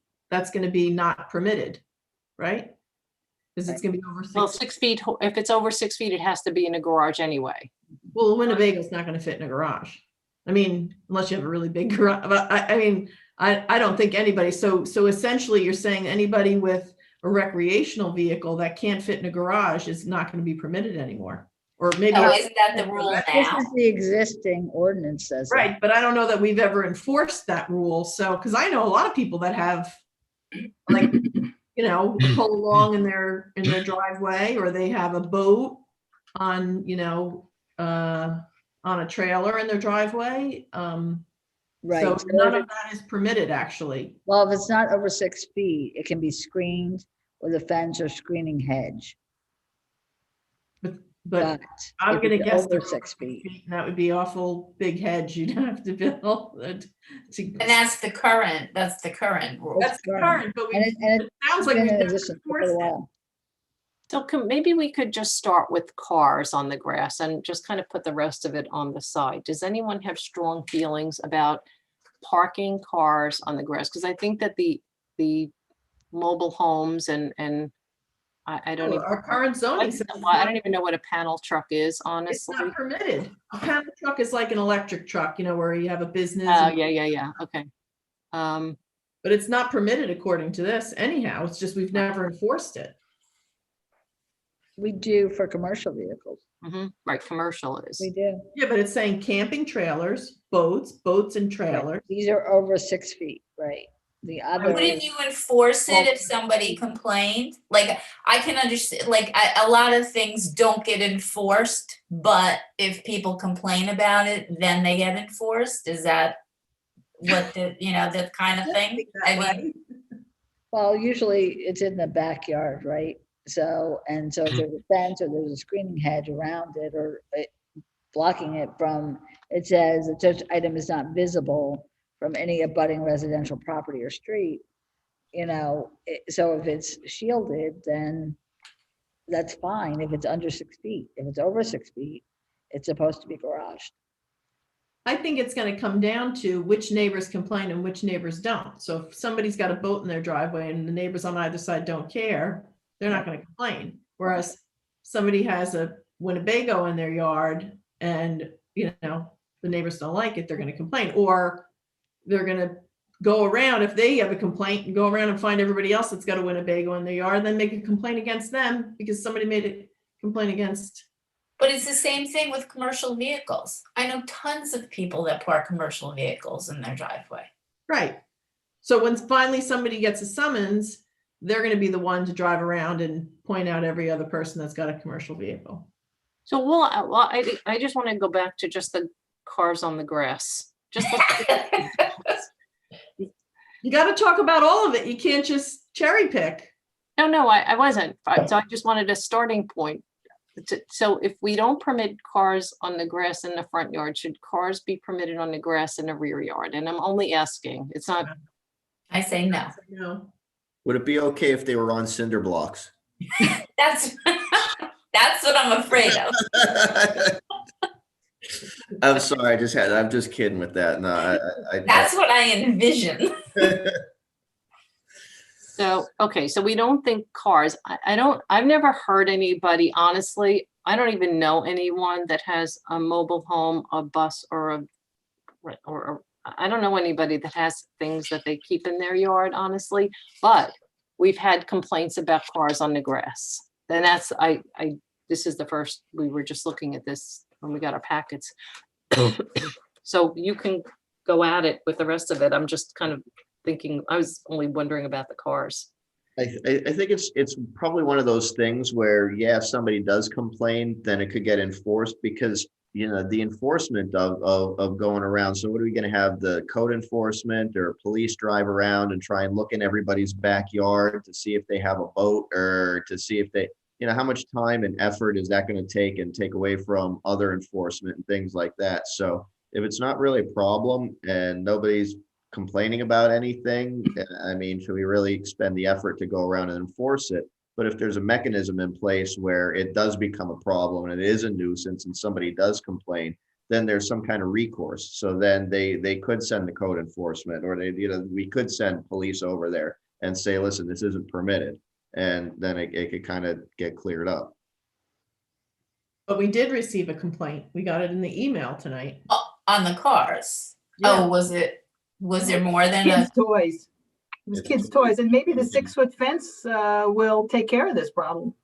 And that's a separate issue. That's coming up. This is. I didn't so we got an email complaint today? I didn't. Yeah. I think it was in favor of the 6-foot fence because again, they were complaining. They were like Complaining about what they see. something in the yard and Okay. everything I else. think I had 2 emails saying do the 6-foot fence. So I think that, okay. So as far as the cars on the grass, so you're saying backyard and side yard? Anywhere. No car should be Or parked. we already have front yard, so you're saying backyard, side yard. Yeah. Okay, so Councilwoman Reynolds, Mayor Newton. Yeah, I'm Councilwoman good with Walsh saying no agrees. car should be on the grass. I don't know. I just feel like if you're sitting in your backyard and you don't have a fence, and I don't think you should have to put a fence Right. to not see somebody's car on the grass. You know, I just think that there's something about that. It kind of takes away from, you know, the aesthetics that, you know, we should have, but, okay. Yeah, I'm okay with saying no. And so Councilman Seaton also agrees and Councilwoman Perrin?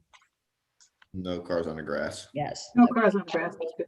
Okay. So we'll do an ordinance to amend that.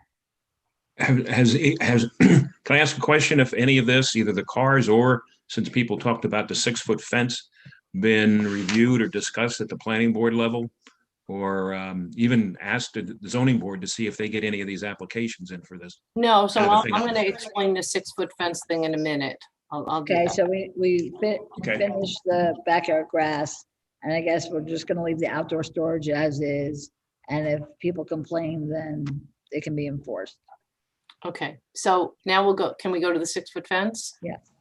So as the car on the grass in the backyard popped up and became, you know, we had a couple of complaints about that. It reminded me that I've always had this, what I call the bee in the bonnet about the 6-foot fence. So I always felt that our 6-foot fence ordinance in residential zones wasn't fair. And the reason it's not fair is because I have a pool in my backyard. I'm entitled to have a 6-foot fence around my backyard and enjoy my privacy. I choose to have a 4-foot fence. We don't really have a lot of privacy, so everybody can see our pool.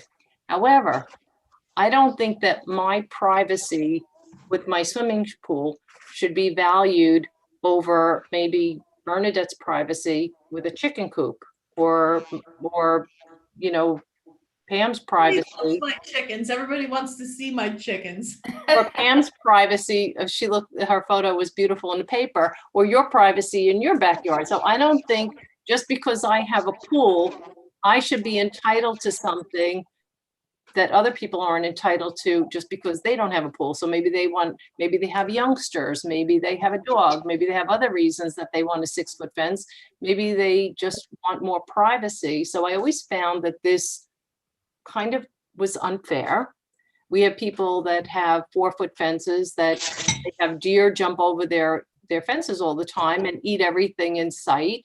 And in order to get a 6-foot fence, they'd have to have a built-in pool. So years ago on the Board of Adjustment, we would have people who would put in tiny little kiddie pools, put up the 6-foot fence, and then the pool would go away. We have a number of residents who had built-in pools. And over the years, they removed the built-in pools, filled them in, but they still have the 6-foot fence. So a couple of years ago, we changed the ordinance to say if you removed your pool, you had to remove the 6-foot fence.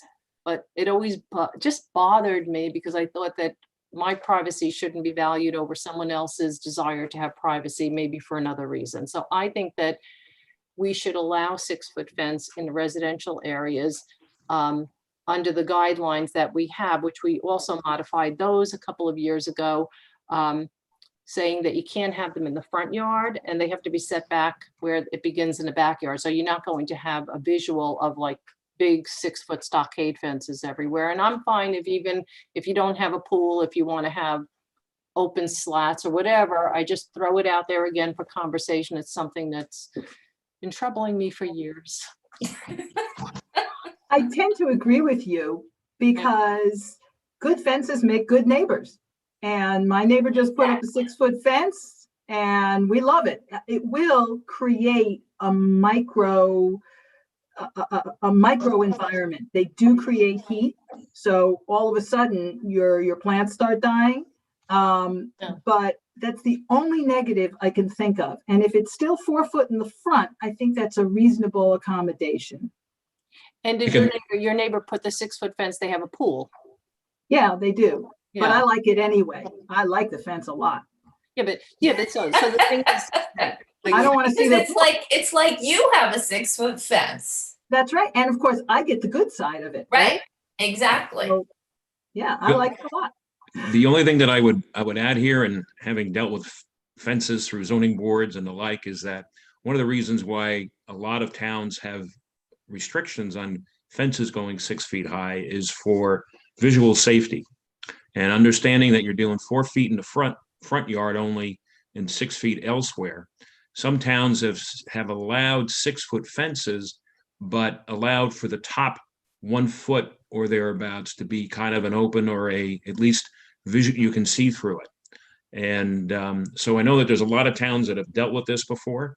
And one of the discussions or one of the issues that always comes up and consistently comes up is police need to be able to deal with safety issues. So I think it's something that should be run through the police department before you go that way with everything else on it. You know, making it across the board. That still doesn't seem fair, though. Why would somebody with a pool be allowed to have a 6-foot fence and somebody else not? If it's Well, it's not a matter of allowing it. You know, I think people even look at it as a burden because you have to, it costs more, but you have to do that for safety. And all of the issues with regard to fence height is about safety, whether it's police safety, being able to see through or see above, or making sure that people can't get into a fence, either younger kids or that type of thing. It's all about safety, and that's the issue that I'm trying to bring up. So, I mean, I think it would be okay, Matt, if we could run it by everyone, but maybe all 6-foot fences should have that, just for the safety purpose of what you're talking about. Maybe all 6-foot fences should have that last foot having some kind of opening. I would think it's something that you ought to talk about at the planning board, just to see if Right. that's something they would consider. But there are already a lot of existing 6-foot fences. Oh, yes, yeah. Oh, Neighbors and absolutely. grandfather. Yeah. That's okay. I'm bringing up the safety issue because I think from a planning perspective and how this may get approached, you ought to take that into consideration in terms of where you're going to go with this. Yeah, but again, I think that going back to the consistency that we were talking about earlier with different properties and everything else, I think that whatever type of fencing or opening we decide upon should be applied to any 6-foot fence. Then it shouldn't, again, we get to that thing where you don't think that someone should have more privacy just because they have a pool. So I think maybe we'll take it back to the planning board. Sorry. I have a quick question. So in my home on Long Island, my neighbor, so I have on the right side of my backyard, I have a chain link fence. My neighbor to my right put up a 6-foot stockade fence. So now where I had, you know, my nice chain link fence, my green chain link fence, now I have a double fence. And it looks very strange. So what happens in a case like that? Where you're basically visually changing the way that it looks for the neighbor that has the 4-foot fence. I mean, if their code allows that, obviously that neighbor didn't like your 4-foot chain link fence. No, the reason they did it is they have a gigantic dog that's not friendly that can scale. That's a safety issue. So that's a good reason they have us. So, I mean, that's, you know, those are the considerations that I think you have to kind of take in if you're going to try and approach this and make it something consistent from here on in. Then I think it's something you gotta take all those safety considerations. Yeah. So we'll take it back to the planning board. We'll discuss your chain link versus stockade. But I don't think there's much you can do about that. We'll take it back to planning board next meeting. We'll get it on the agenda. We'll take the whole thing back and then come back and work there. Because Bernie, people do that now already. You know, if somebody has a chain link fence, the neighbor doesn't like it, they don't No, think but if it was 4 foot, my fence is 4 foot. If it was 4 foot, then it's the same. It's now creating this visual like on top of it. It looks strange. It looks strange. So take down your chain link fence. Yeah, I know. But for the person that doesn't do that, now you have a visual, like it looks strange. So be happy the dog doesn't jump over the fence. I don't know. Okay, so it's gonna go to the planning board. I'm gonna go back to planning board. Okay, so the next one is the Community Access Network membership. So this has been a committee that has existed for many years. There's never been a formal appointment to this committee. People don't really apply to be on the committee. They just kind of happened to get on the committee. The only thing that we did in 2016 was that we appointed the chairperson. Mayor Newton, did you want to speak more to Yeah, this? so I just wanted to, at the time, this happened, I think actually right before, in 2016, the end May of 2016. So we created this resolution and saying that there should be a chairperson and a vice chairman person. And Inez actually was appointed on this resolution as the chairperson. And then nobody was ever appointed as a vice chairperson, or the vice chairperson is appointed by Inez. And it only went through December 31st of 2017. So all I wanted to do was take it to everyone. It's really, really great committee, Community Access Network. And I just wanted to more formalize it and have a proper council liaison, proper membership. We have a treasurer, we have people that take minutes, but they've just never been formally appointed. So I just want to structure this, and I want to make sure everyone is good with this. I think that this kind of came as a surprise to us in 2016 when it happened. There was no conversation. So, and actually I'm going to bring this back to another item. We also never, the Cash Our Shell Committee is also supposed to be appointed by the village council with a village council liaison, according to the bylaws and according to the ordinance. And we've actually, I think I've been asking about that for years. We just did, I did check it. We did do it in 2020. Oh, we did? We did. Oh, we did, because finally we did. Sorry, I forgot. Anyway, so I just want to make sure that everybody is okay with this, and we would formally put that together. Do the members of Access want more structure? Yeah, I think they would appreciate it because, it's kind of one of those things where everybody comes to every meeting. Everybody, we have people taking minutes. We have people, working so hard on Access Weekend.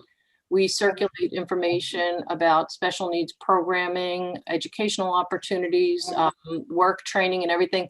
Everybody, it's like it's a really good committee. And so I said, before I brought it to council, I said, is everybody interested in doing this? Because we could use the more structure, just more structure to how the meetings are run and who's appointed. And they said yes. Absolutely. They were thrilled. Susan, why do you have a treasurer? Why do they have a treasurer? So we had a treasurer because, this kind of goes back a ways. I only became council liaison to Access in 2016, July. And at the time, they would actually get donations to run Access Weekend. And so it's almost a funny story because I was asked, who does Valley Hospital write the check to? And I said, well, the Village of Ridgewood, have them mail it to the village. And subsequently, I think just recently we've received a donation from, what bank was that? Oh yeah, Freedom Bank. That's what I think it was Freedom Bank. They received donations to run Access Weekend. And so there was a treasurer, and I had no clue because at the time I said, write the check to the Village of Ridgewood and never gave it a thought. And I learned that the treasurer of Access was common to the LSHSA. And the treasurer, they were actually taking the checks and depositing them into the LSHSA and then running Access Weekend. And when I found out, I said, yeah, I don't think we can do that. And so then the money came back to the village. So, and they get donations for, food and yeah. And then we had to pay like,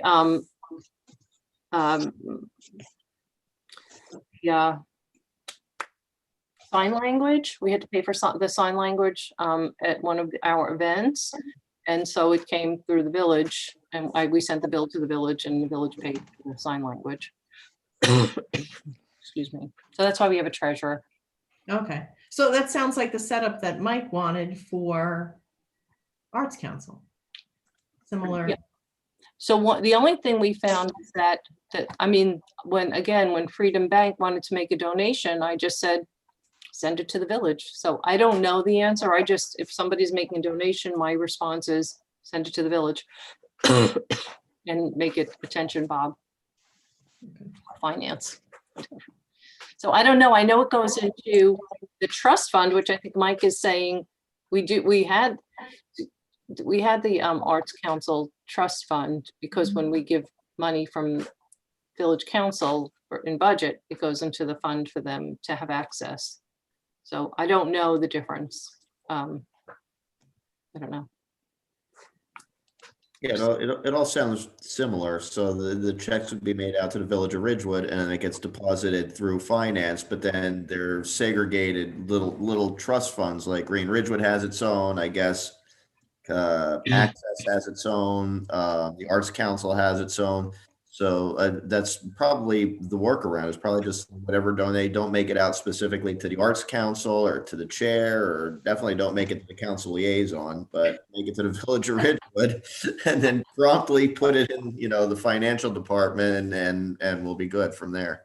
So the only thing I'll say, the only one time we ran into a problem was that one of the banks wouldn't write a check to the Village of Ridgewood. They would only write a check to a 501c3, and which I guess the LSHSA was, and interestingly, the Community Center Foundation, right? There's a Community Center Foundation. Yeah. And I'm sorry? What's that?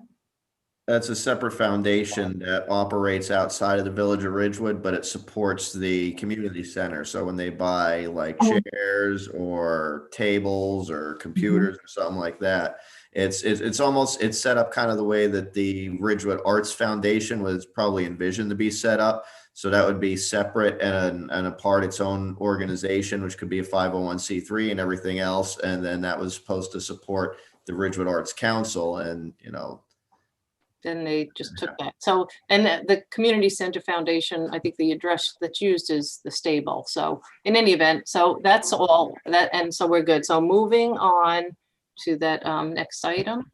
Empty storefront ordinance, so Mannington, I think. Yeah, so this is something, I know CB DAC reviewed this, so I don't know if Pam wants to jump in on any of it.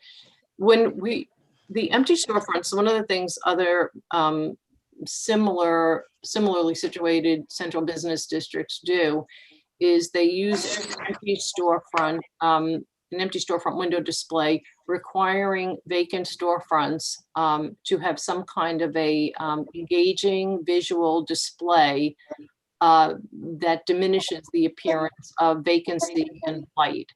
And the belief and the studies show that doing this results in less vacancies.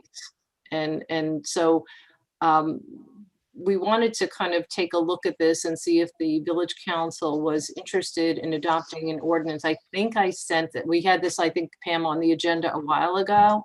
Yeah. And I don't recall where the ordinance is, but there are two different ways to structure it. And obviously the only way you can compel someone to do it is if they don't do it, you associate some kind of a fine with it, but it would have to be at this point, maybe something minimal, and just so at least we get people on board. We would like to see people get on board. One of the things we found when I was council liaison to the Ridgewood Arts Council, at the time, we attempted to communicate with the owners of the vacant storefronts to allow us to do an installation, an art installation.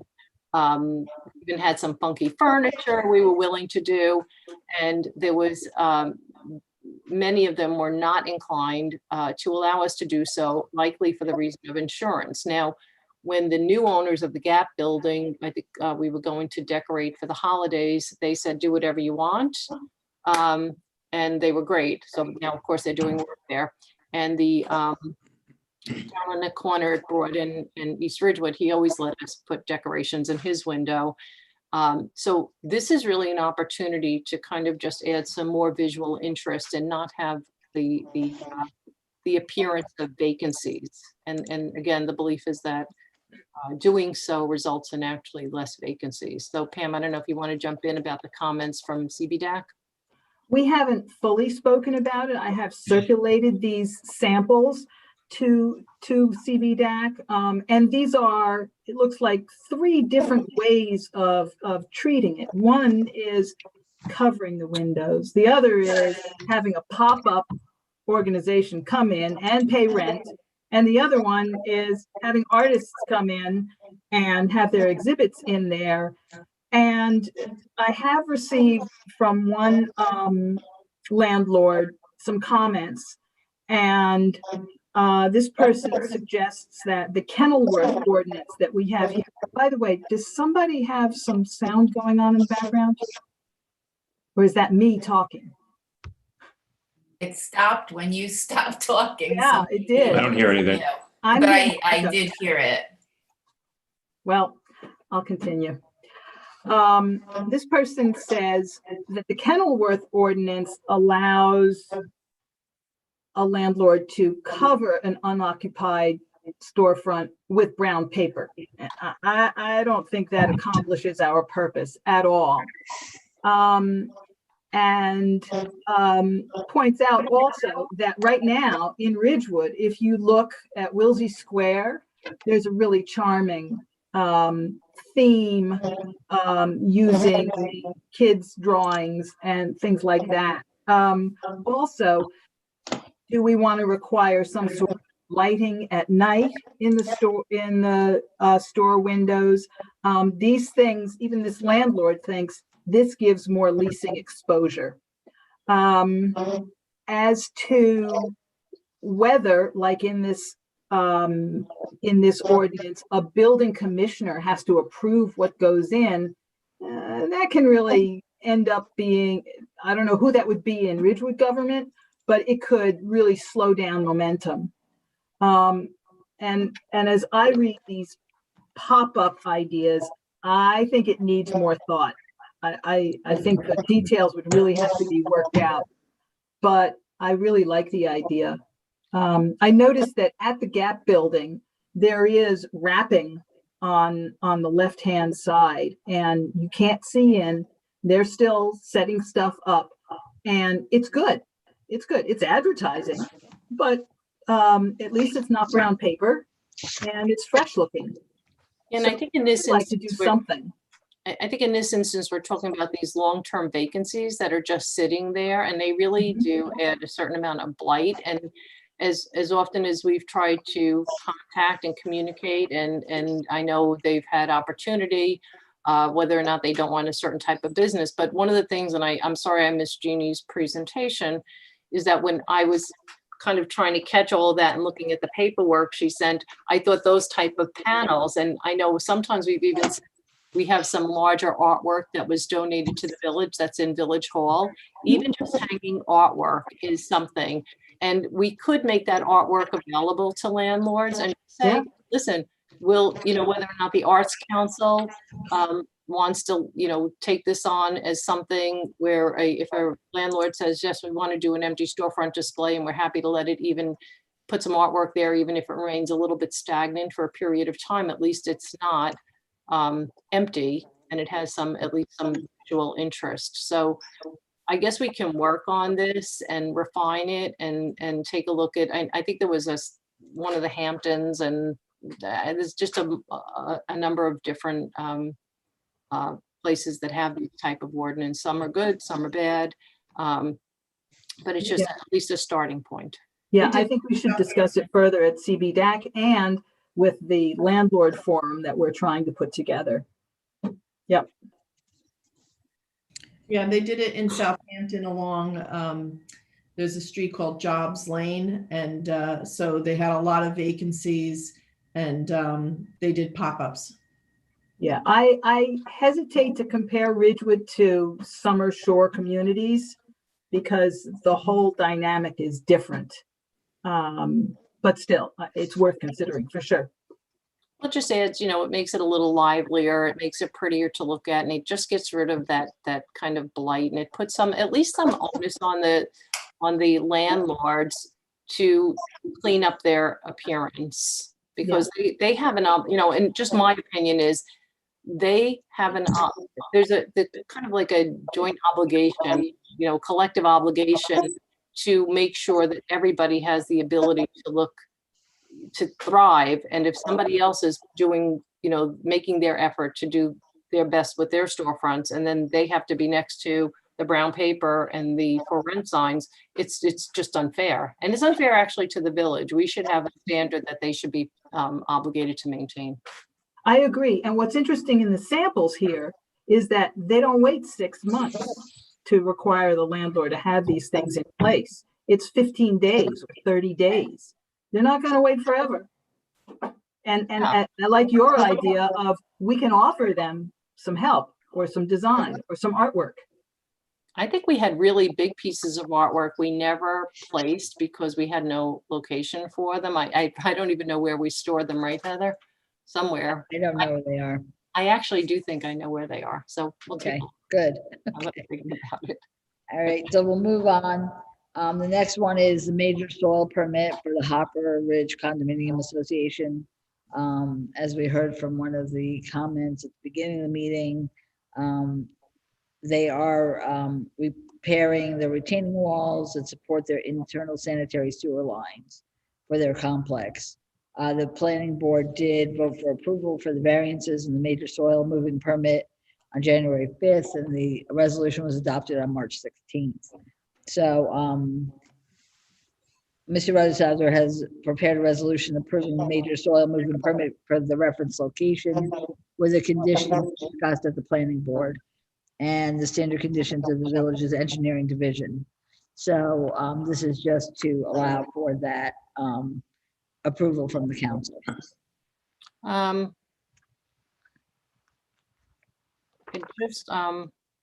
Okay. So no soil trucking shall be permitted on Cedar Ave in the village of Ridgewood. No more than 2 trucks. New contractor necessary. So we just want to make certain that right of way, is that what we're talking about, the right of way? We just want to make sure that it's clear in this that that access easement cannot be used for any trucks, because that was a condition from the planning board. But I think I would like to have that in this as well. Is there a developer's agreement being prepared on this approval? I don't know if it's a developer's agreement, Matt. It's an approval it's a retaining wall, actually. I don't know that there would be a developer's agreement with it. Yeah, I don't know what you guys were doing. It wouldn't be covered in a developer's agreement if one were to be prepared and dealt with and required. If it's not, then we need to take a look at anything that might be affected by those conditions of the planning board's approval.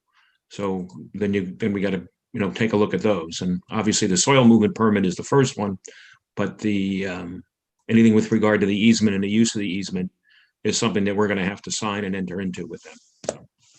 So I think I have, I actually have the resolution right here. So what I'm going to do is I'm going to send this over.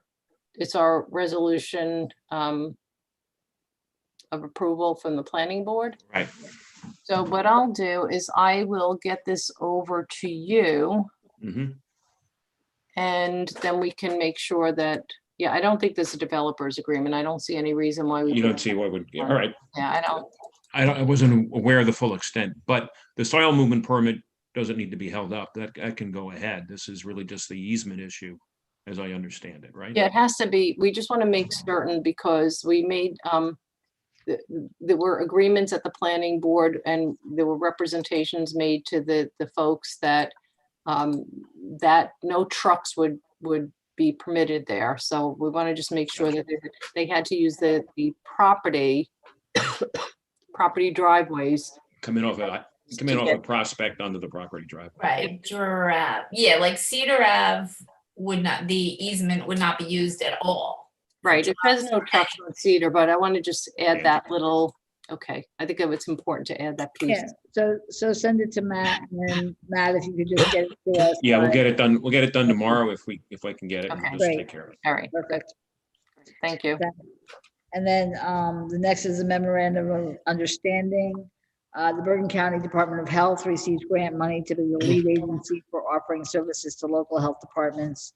There's no fee for these services, but a memorandum of understanding is required. So basically, it's a resolution to state that the Village of Ridgewood agrees to the terms and conditions of the MOU and it authorized the execution of the MOU with Bergen County Department of Health. Any questions? anyone? Towns are doing this. I'm sorry? Are we the only town doing it? Oh, or- no, because a lot of these things are very specialized. And so most towns do it because they don't do it at the local level. And is this the first time we're doing it? No, we've done it before. It wasn't with the Bergen County Department of Health originally. Originally, we were with Patterson, believe it or not. I And sort of I think remember that. in recent years, I think we started doing the Bergen County Department of Health. Mhm. So the last one is for Care Plus New Jersey. They wish us to endorse a community development block grant. It's for support for an air filtration system upgrade at their group home in Ridgewood. So again, it doesn't obligate our funds at all. And it's just the confirmation which is required by community development. Which is where? Where is this home? Is this at Van Dyke's, what used to be Van Dyke's? I don't know where Care Plus New Jersey's group home is. I can find out. No, I think it's, Bernie, is that the one, Franklin Turnpike? or Franklin Turnpike? I think that's Care Plus now. Oh, did they used to be Genesis or something? Yeah, I think they changed their name, but we should just confirm that, but I'm find pretty out. sure that's what it is. Okay, so moving on to next week's meeting, we have 5 proclamations proclaiming Arbor Day and Tree Planting Month, Distracted Driving Crackdown Campaign, National Drinking Water Week, proclaiming May as Building Safety Month, and proclaiming May as Older Americans Month. Then we have under public hearing, we're to establish a cap bank. And then we have our budget hearing. We have a brief overview of the 2021 budget, not as long as at the introduction. The village council can make comments on the budget. We'll have the public hearing. Then we still haven't heard yet from the state, so we don't know if we need amendments. There are certain requirements that if the amendments, if it's over a certain percentage, there are certain criteria that if there are certain things with the amendments, they require a hearing on the amendments. So we won't know until we hear back from the state if we need amendments and whether or not the amendments will then need a separate hearing. So in any case, if that's the case, if all we have to do is approve the amendments, we can do that through a resolution. And then we would do a resolution to adopt the budget as amended. We, again, unfortunately, usually don't hear from the state. Many times we hear the day of the hearing. So I hope we hear before that, but I don't know if we will. We have public hearing for Ridgewood Water for their bond ordinance, their annual bond ordinance, and then also amending their fees for water rates and the PFAS treatment charge.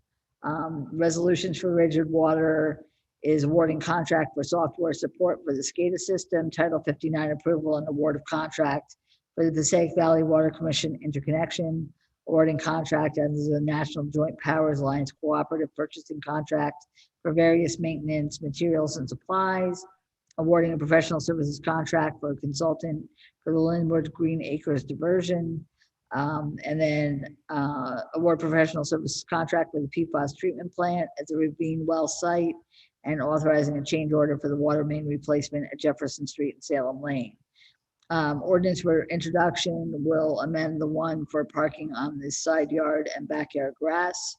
The public hearing, we have on our bond ordinance for our general capital, a bond ordinance for our parking utility capital, amending Chapter 265 for vehicles and traffic, for establishing Glenwood Road as a one-way street, amending Chapter 258 for the towing regulations, amending Chapter 145 for fees for towing fees, and the bond ordinance for cancellation of a funded debt authorization and authorizing the transfer of the amount to capital surplus fund balance. Resolutions, we have award of contract for disposal of ground yard waste and grass clippings, awarding contract for phase 2 of drainage work to address notice of violation from Bergen County for the drainage system at the Fleet Garage. Title 59 approval for plans for Franklin Avenue, North Maple Avenue corridor improvements. Title 59 approval for the plans for the berm at the Shedler Park property. Title 59 approval and award of contract for irrigation system services for Parks and Recreation Department. Awarding contract under Bergen County Cooperative Purchasing Program by Bituminous Concrete plus various road repair materials. Awarding contract under state contract, unleaded gasoline and diesel fuel. Award contract under state contract tires. Award contract under state contract parts and services for fleet services. Awarding the contract with Graden Pool Concession Refreshment Service. Awarding the contract for additional project closeout services for the environmental technical support at the Hudson Street lot. Awarding an additional award of contract for the Kings Pond Park Development Phase 2. Authorizing shared services agreement for the ADA Cooperative Curb Ramp Grant Program for the County Road Resurfacing Program, and authorizing the shared services agreement for the County Road Resurfacing Program. Authorizing the execution of an NJDEP settlement agreement. Authorize the execution of memorandum of understanding with the Bergen County Health Department, Department of Health Services for various public health initiatives. Approving the Eagle Scout project, honoring Thomas McGuire. Confirming endorsement of Community Development Block Grant for Care Plus New Jersey. Approving the major soil permit for Hopper Condominium Association. Adopting the social media policy. Authorizing a grant application to the New Jersey Historic Trust Preserve New Jersey Grant Program for the Zabriskie Shedler House. Are there any of those items that you would like off of the consent agenda? Okay, that's it. Okay. Let me just go back to, okay, great. All right, with that, we go back to public comments not to exceed 5 minutes.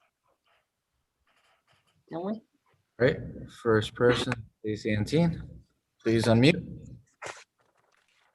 Good evening, please state your name and address for the record. Stacy Antine, owner of Health Barn at 1057 Hillcrest Road. Thank you, Mayor and Council, for moving forward on the process with the fair RFP for 1057 Hillcrest, at which Health Barn is the current tenant. I just had a few questions and just clarifications. So the P&L, is that now, Heather, considered public? Like, would I be able to get a copy of that? Okay, great.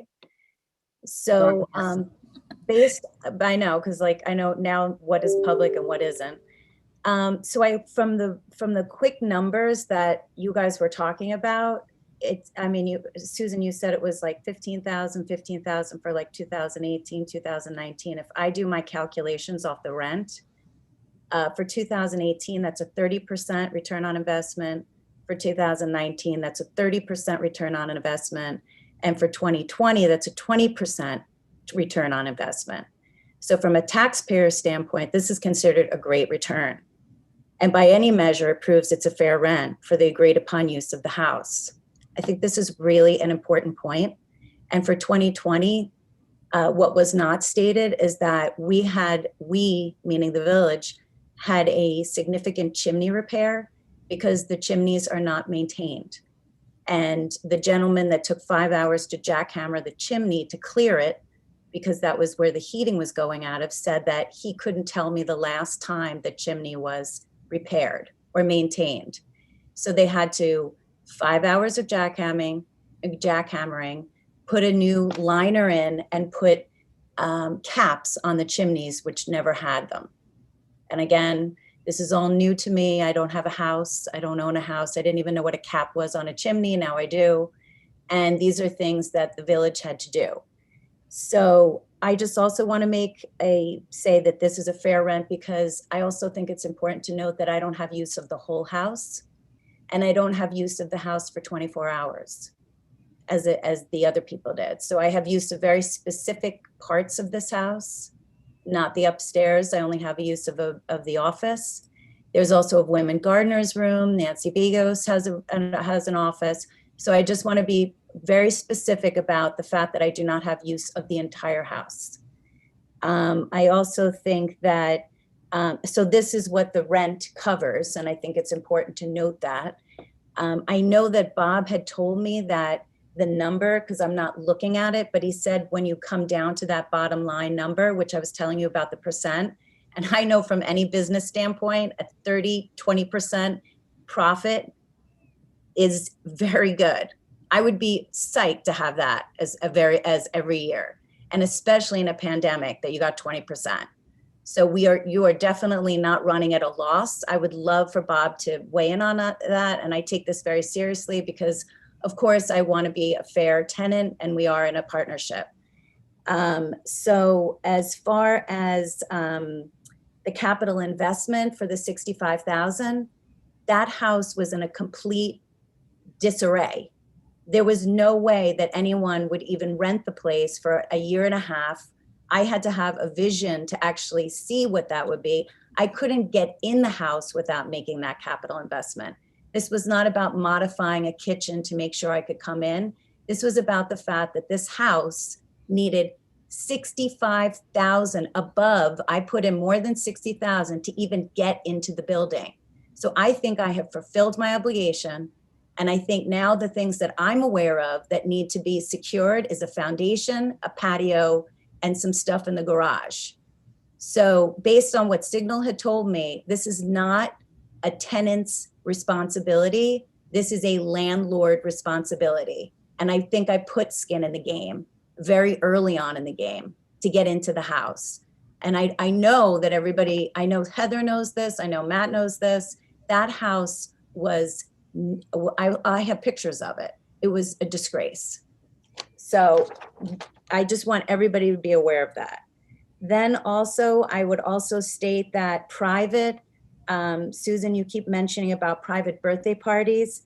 I think it's really important. And the last one, Lorraine, you had mentioned like on November 24th about this private clients can't be served at the location. Private means any private nutrition consultations by an individual. Like, for example, if you wanted to see me for diabetes or weight loss, that is considered private consultation. I do not see private clients. So that does not include birthday parties. All of Schedule D has, Schedule D is what is allowed by Green Acres. And we work within that schedule.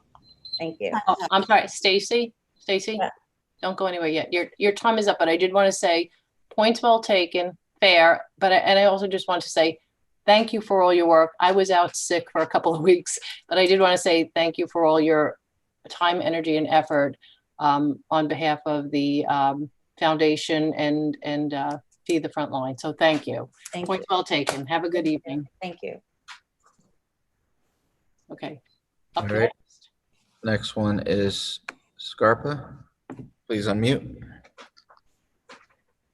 Scarpa, 569 Northern Parkway. My sources tell me the village manager removed the one paid daytime EMT, the 6 a.m. to 7 p.m. shift from the Ridgewood Emergency Headquarters building and stationed them at the fire headquarters each and every day. This leaves the emergency services headquarters vacant during the day. The one paid per diem EMT person currently sits in a separate room at the firehouse all alone from 6 a.m. to 7 p.m. Further, I was informed that person must ask permission to leave for meals and breaks, which is quite frankly a disgrace. Since when does a fire chief tell another department what to do or even treat an employee from the EMT that way?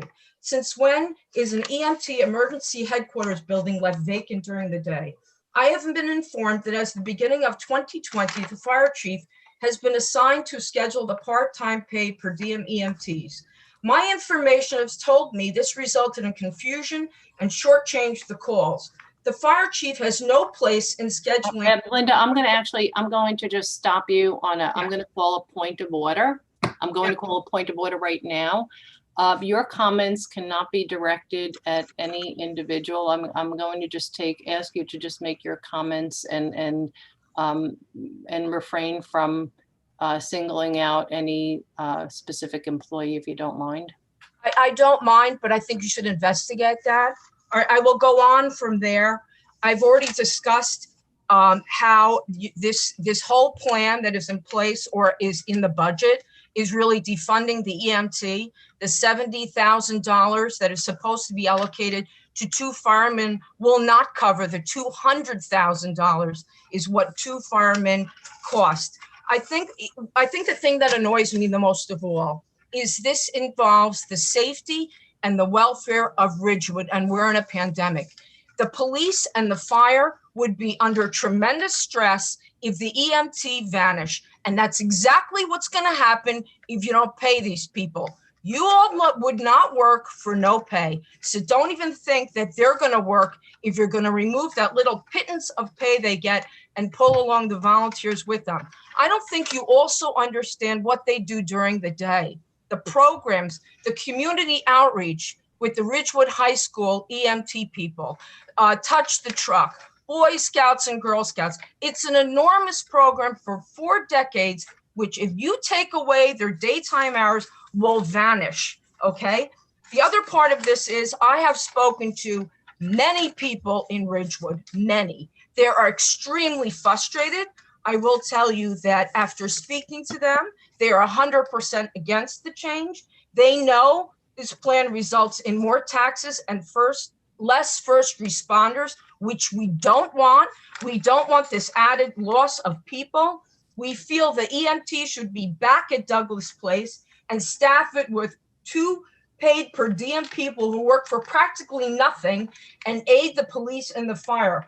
We are angry. We want information detailed about any plan that will affect the safety of the village before that's in the 2021 budget. I know all about budgets, okay? I know that you have the ability to table that portion of your budget until we get the correct information before that EMT is destroyed and we don't ever get them back.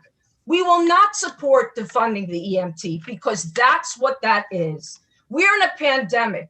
We do not need to lose any per diem volunteers who love to serve and are kicked in the rear end for it. Any change could decrease the safety of the village greatly. Nobody knows what's coming, and we do not want the village manager or the council to decide this issue without our input. I don't even know if that's legal. I think you should table that plan to defund that EMT until we, the taxpayers, want to know exactly what that involves. And we don't want that EMT to leave and be paying more taxes for less service. Is there anything else that I'm not allowed to say on this? No, have you concluded? No, I just want that investigated about what's going on with the fire chief. That's dead wrong. Okay. All right. Thank you. Thank you. Have a good evening.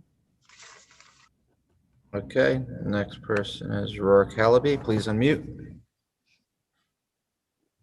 Good evening. I'm sorry. Rourke Hallaby, 374 Evergreen Place. First, I should say Linda Scarpa for Village Council.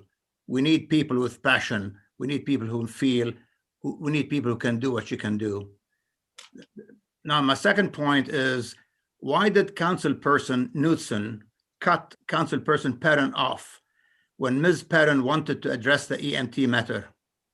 For some reason, Ms. Knudsen feels free to make any comment she wants when she wants to, but the other members of the council are held in a straitjacket. Why?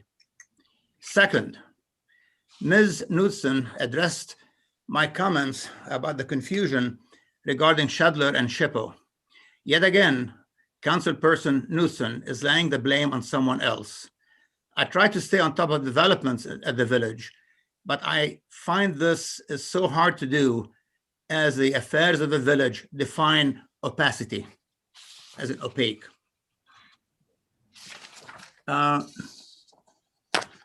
When Ms. Knudsen blames someone for the years I'm going to call a point of order. I'm not personally. Yes, you will not call a point of order, ma'am, because you criticize people. You blame Roberta Sonnenfeld. You blame other people for some terrible things which you are inventing. Then you should call a point of order for yourself. But you make these claims, you make these statements, I have to address them. I'm sorry. You cannot just sit there spouting whatever you want to spout and then get away with it. You blame someone else for the year's delay at Shedler. Now, you talk about the filing. There were 3 filings. Which of the 3 were done without people knowing? Then someone must have been asleep at the wheel when a year goes by and no one at the village council understands or knows what's going on at SHPO. What you should investigate that. Someone dropped the ball. Now, let me move on as far as the garage. The idea of holding events on the 4th floor of the garage is a joke. There's one elevator that goes up and down. How will people drive their van up, let's say, to have a flea market and then drive back? Plus, nice July day, it's about 85, 90 degrees, 90% humidity. It's like being in a frying pan. This is silly. The garage is to park cars and leave it at that. Now, as far as the empty stores and listening to the debate as to how to cover the windows, it's like adding a Band-Aid to a crack in the wall. Westwood has 5 empty stores. Ridgewood has 40 empty stores. What are you, as the village council, doing to help alleviate that problem? What are you doing? Let me give you an example of what you're not doing. Bagelicious has always been one of my favorite stores in town. So I walked into the store a couple of weeks ago to see what progress they're making. Well, my friend, the owner, wasn't there. So I was talking to the contractor. And he mentioned that the owner had been paying rent since October. It's now April. It's going to go another 3 months before all the approvals are given. And the contractor kept on talking about red tape, red tape, red tape. So my friend Gustavo will go 9 to 10 months spending money without seeing 1 penny in selling any of his products. How many years will it take, since you are such fantastic analysts of real estate transactions? How many years will it take for him to make up that loss? Why would anyone want to do business in Ridgewood? It's crazy. Now, the last thing about Health Barn, listening to all the debate and the discussion about, oh, we made 10,000 here, we did do so much money there. Oh, is it fair? Is it unfair? Let me ask a few questions. Would Ridgewood have been better off if Stacy and Teen and Health Barn had not moved in 5 years ago? No, we would not have been. Will Ridgewood be better off if Health Barn moves out of Ridgewood? No, we would not be. Face it. And anytime you start analyzing this thing the way you have been, let me ask you, the concession at Graydon, do you do a P&L on that? No, you don't. When was the last time you did a P&L about any activity you have at Pease or otherwise? I'm sorry, Mr. Hallaby, your time is up. We appreciate your comments. Have a Yes, good thank you, evening. ma'am. All right. Next person is one of the Lovings. Good Please unmute. evening. Please state your name and address for the record. Good evening, Boyd Loving, 342 South Irving Street. There was some discussion tonight about the Hopper Ridge development and the project over there. I was just reading the minutes from your December planning board meeting, and I see that there was quite a bit of discussion about the hours and the days in which work would take place there. It appeared as though that the association or the architect was believing that they could work 7 days a week from 7 a.m. until 5 p.m. I see that during the discussion, it was mentioned to them that they could not work on Sunday and that the hours on Saturday were restricted to between 9 and 1. I'm hoping that you include some sort of language in that soil movement permit that indicates that no soil movement can take place on Sunday and no soil movement can take place after 1 p.m. on Saturday. We live near that area. We can hear when landscapers are working over there. I'm sure we're going to be able to hear when that project is going on as well. So I would appreciate them being told again in some form that Saturday work needs to stop at 1, can't start until 9, and that Sunday work can't take place at all. And I do appreciate you saying that no trucks will be allowed on Cedar. That would have been a big problem over there. I think the village attorney had a great idea with respect to the proposal about the 6-foot fencing. I know that you're going to take it to the planning board, but I think that you do need to remember what he said about the police department. When people start to put up those 6-foot opaque fences that you can't see through, it's going to be very difficult if the police are looking for somebody, lost child, missing dog or anything, to try to take a quick scan when they need a stepladder in order to do that. So I do think that's a great idea that the village attorney had, that please consult with the chief of police or one of her representatives about what security problems that presents if all of a sudden there's a proliferation of 6-foot fences. And the last thing I'd like to comment on is that a resident earlier this evening indicated that he would like to see a footbridge built across Route 17. That resident has lived in Ridgewood longer than I have, and I do know that there is a footbridge already across Route 17 that is within 300 feet of the Shedler property. So I think it's senseless to build another footbridge that would be within 300 feet of one that already exists. Perhaps what you can do is construct a sidewalk so that people can easily access that footbridge from Shedler, but to construct a new footbridge would just be a total waste of money. Have a good morning, because I know you'll be there this morning as well. Good night. Thank you. Have a good evening. All right, anybody else, please raise your hand.